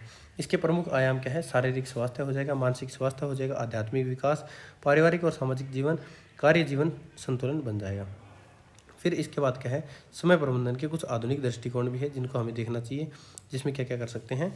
तो उत्तरों के तो पूर्ण और विस्तृत व्यवहारिक भागवन तनाव प्रबंधन तकनीकों का पूर्ण विश्लेषण, व्यक्तियों के लिए तनाव निवारण प्रबंधन तकनीकों को पूर्णता देखने के लिए तृतीय रोकथाम और आधुनिक मनोवैज्ञानिक दृष्टिकोणों का विस्तृत वर्णन आवश्यक है। तो तृतीय स्तर के जो तनाव है उनको रोकने के लिए क्या क्या आवश्यक है? हमें संज्ञानात्मक व्यवहार थेरेपी की जानी चाहिए, समय प्रबंधन का व्यवहारिक अनुप्रयोग, बायो फीडबैक और शरीर मन का संतुलन बनाया जाना चाहिए। फिर समय प्रबंधन के दृष्टिकोण पर विस्तृत व्यवहारिक पूरक क्या है? जो दक्षता दृष्टिकोण है जो हमने ऊपर किया, प्रभावशीलता दृष्टिकोण, इसमें स्मार्ट लक्ष्य आ जाते हैं, संतुलन दृष्टिकोण होता है, तो ये हमने इसमें आंसर में किया। फिर समय प्रबंधन के आधुनिक दृष्टिकोण के बारे में बताता हूँ, ये हेडलाइन आपको पक्का ऐड करना है। इसमें क्या होता है? डिजिटल समय का प्रबंधन होता है, ठीक है। पोमोडोरो तकनीक की जाती है, 25 मिनट का कार्य करो, 5 मिनट विश्राम लो। फिर आइजनवाहर मैट्रिक्स का प्रयोग किया जाता है, जो कि मैंने ऊपर ऑलरेडी इसको पढ़ा दिया है। महत्वपूर्ण एवं तत्कालीन कार्य को इसमें 4 श्रेणियों में बांटा गया है कि महत्वपूर्ण और तात्कालिक कार्य, महत्वपूर्ण लेकिन तात्कालिक नहीं, तात्कालिक लेकिन महत्वपूर्ण नहीं, न तात्कालिक है नहीं महत्वपूर्ण। इन 4 श्रेणियों में कार्य को बांटना है, फिर आपको कार्य को करना है। ये क्वेश्चन हमारा कंप्लीट होता है। फिर इसके बाद निष्कर्ष खुद लिखना होगा आपको, क्या इस क्वेश्चन में पढ़ा, आपने क्या निष्कर्ष निकाला है। अगला क्वेश्चन है, बेहतर समय प्रबंधन से तनाव प्रबंधन कैसे कम होता है? अगर आप बेहतर समय प्रबंधन कर लेते हैं तो उससे तनाव प्रबंधन कैसे कम हो जाएगा, उसके बारे में बात करनी है। तो इसके बारे में हम पॉइंट टू पॉइंट बताएंगे कैसे कम होता है। सबसे पहले खराब समय प्रबंधन और तनाव का संबंध क्या होता है, इसके बारे में। तो समय प्रबंधन जो कि अगर आप खराब प्रबंधन करोगे ना, उसके कारण क्या है? व्यक्ति बहुत सारी समस्याओं का सामना करेगा, लगातार भागदौड़ करेगा, हड़बड़ाहट करेगा, एक कार्य अधूरा छोड़कर दूसरे कार्य में लग जाएगा, समय सीमा का बार बार उल्लंघन करेगा, पर्याप्त विश्राम में न मिलेगा, थकान और ऊर्जा में कमी होगी, कार्यों की गुणवत्ता में गिरावट होगी, असफलता और अपराध बोधक की भावना आएगी, हमेशा समय की कमी महसूस होगी उसे। तो बेहतर समय प्रबंधन करना होना ये एक कारण है। बेहतर समय प्रबंधन से तनाव कम होने के बहुत सारे तरीके हैं। तो वो क्या है? इसमें ये हमने पॉइंट देख लिए, एक एक सारे पॉइंट हमने कर लिए। तो निम्नलिखित कार्य कारक तनाव बढ़ते कारण का बन सकते हैं। क्या क्या कारण है जिससे तनाव कारण बढ़ सकते हैं? तो इसमें सबसे पहले क्या है? समय प्रबंधन में असंतुलन से स्वास्थ्य में क्षति होगी, सुस्त दिमाग और रचनात्मक क्षति और पारिवारिक समय की कटौती की संभावना बढ़ जाती है। उचित प्राथमिकता के बिना अधिक महत्वपूर्ण कार्य में दरकिनार किए जाने की संभावना होती है। अपर्याप्त प्रतिनिधित्व के कारण व्यक्ति स्वयं पर बोझ डाल सकता है। एक समय में एकाधिक कार्य करने की कार्य की गुणवत्ता और प्रतिकूल प्रभाव पड़ते हैं। बेहतर समय प्रबंधन के माध्यम से तनाव प्रबंधन की क्या क्या युक्तियाँ हैं उनसे जानते हैं। तो कार्य जीवन में संतुलन बनाए रखें, सुस्वास्थ्य के दिशा निर्देशों का प्राणायाम, विश्राम, जो शारीरिक क्रिया है वो करें। फिर बहुआयामी लक्ष्यों के बारे में यथार्थवादी बने, अपने काम की योजनाएं बनाएं, योजना अनुसार काम करें, प्राथमिकता दैनिक कार्यसूची तैयार करें, जटिल समस्याओं का समाधान सावधानी और सतर्कता से करें, कार्य को प्रभावी ढंग से प्रत्यार्जित करें और निगरानी करें, समय का लेखा जोखा रखें, समय की बर्बादी करने वाले कार्य को कम करें, समय की बचत करने वाले कार्यों का संलग्न करें। समय प्रबंधन और तनाव प्रबंधन का गहरा संबंध है, उन संबंधों के बारे में हमने ऊपर जानकारी प्राप्त कर ली है। तो विशेषज्ञों द्वारा सुझाई गई 8 प्रमुख युक्तियों विस्तृत व्यावहारिक विवरण हमें देती है। तो इसमें क्या है कि बेहतर समय प्रबंधन से तनाव कम कैसे होता है उसके बारे में बात की गई है। कार्य जीवन में संतुलन बनाए रखें, जिससे क्या होगा? आपका बेहतर समय प्रबंधन होगा और तनाव कम हो जाएगा। इसी के साथ क्या है? सुस्वास्थ्य के दिशा निर्देश हों, जैसे कि प्राणायाम, विश्राम, ध्यान, इस प्रकार की क्रिया करें। प्राणायाम करेंगे, योग करेंगे तो ये होगा। विश्राम प्रशिक्षण से क्या है? छोटे छोटे अंतराल में अगर आप रेस्ट करेंगे तो मांसपेशियों का जो खिंचाव है वो ढीला होगा। ध्यान करेंगे, अगर 15-20 मिनट काम करके जो प्रतिदिन कम से कम क्या 15-20 मिनट ध्यान करें, जिससे व्यक्ति का विचारों केंद्रित होता है। फिर बहुआयामी लक्ष्यों के बारे में यथार्थवादी बनो, कि जो कई बार व्यक्ति है बहुत ज़्यादा महत्वाकांक्षी और पूर्णतावादी बन जाता है, होने के चक्कर में ऐसे लक्ष्य तय कर लेता है जो दी गई समाधि में पूरे नहीं होते। तो बहुआयामी लक्ष्यों के बारे में यथार्थवादी बनना बहुत ज़्यादा जरूरी है। काम की योजना बनाना, योजना अनुसार काम करना। तो कोई भी काम हो उसकी पहले योजना बनाओ और फिर उस योजना के अनुसार काम को करो, ताकि आपका काम पूरा सफलतापूर्वक हो सके। प्राथमिकता अनुसार दैनिक कार्य सूची तैयार करो। तो जैसे आपको जो काम ज़्यादा जरूरी है उसको सुबह सुबह जल्दी कर लो, बाकी काम है छोटे मोटे काम है जो कम महत्वपूर्ण उनको बाद में करो। फिर 6 आता है जटिल समस्याओं का समाधान सावधानी व सतर्कता से करना चाहिए। तो जटिल समस्याएं हैं उनको सावधानी से करो, ध्यान लगा के करो, सतर्कता से करो, ताकि गलती ना हो, आपकी गुणवत्ता में कमी ना आए। फिर इसके बाद क्या है, कार्य को प्रभावी ढंग से प्रत्याशित करना और उसकी निगरानी करना। जो कार्य है आपको क्या है, उसका प्रभावी ढंग से उसको प्रत्याशित करो, और उसकी निगरानी रखो कि वो सही तरीके से हो रहा है या नहीं हो रहा, उसको ऐसे ही मत छोड़ो। समय का लेखा जोखा रखना, आप कितने समय में कौन सा काम कर रहे हो, क्या नहीं कर रहे हो, आपको क्या करना चाहिए, टाइम टेबल बना के चलो। इससे समय का लेखा जोखा रखोगे तो आपका समय प्रबंधन सही होगा और उससे तनाव कम होगा। ये इस क्वेश्चन का निष्कर्ष है। इस क्वेश्चन का निष्कर्ष आपको खुद देखना होगा कि इसमें आपको क्या करना है, क्या नहीं करना। इसी प्रकार यहाँ हमारा BPS 186 का ये बुक कंप्लीट हो गया है, जिसमें हमने इस बुक के सभी इंपॉर्टेंट क्वेश्चन आंसर आपको करा दिए हैं।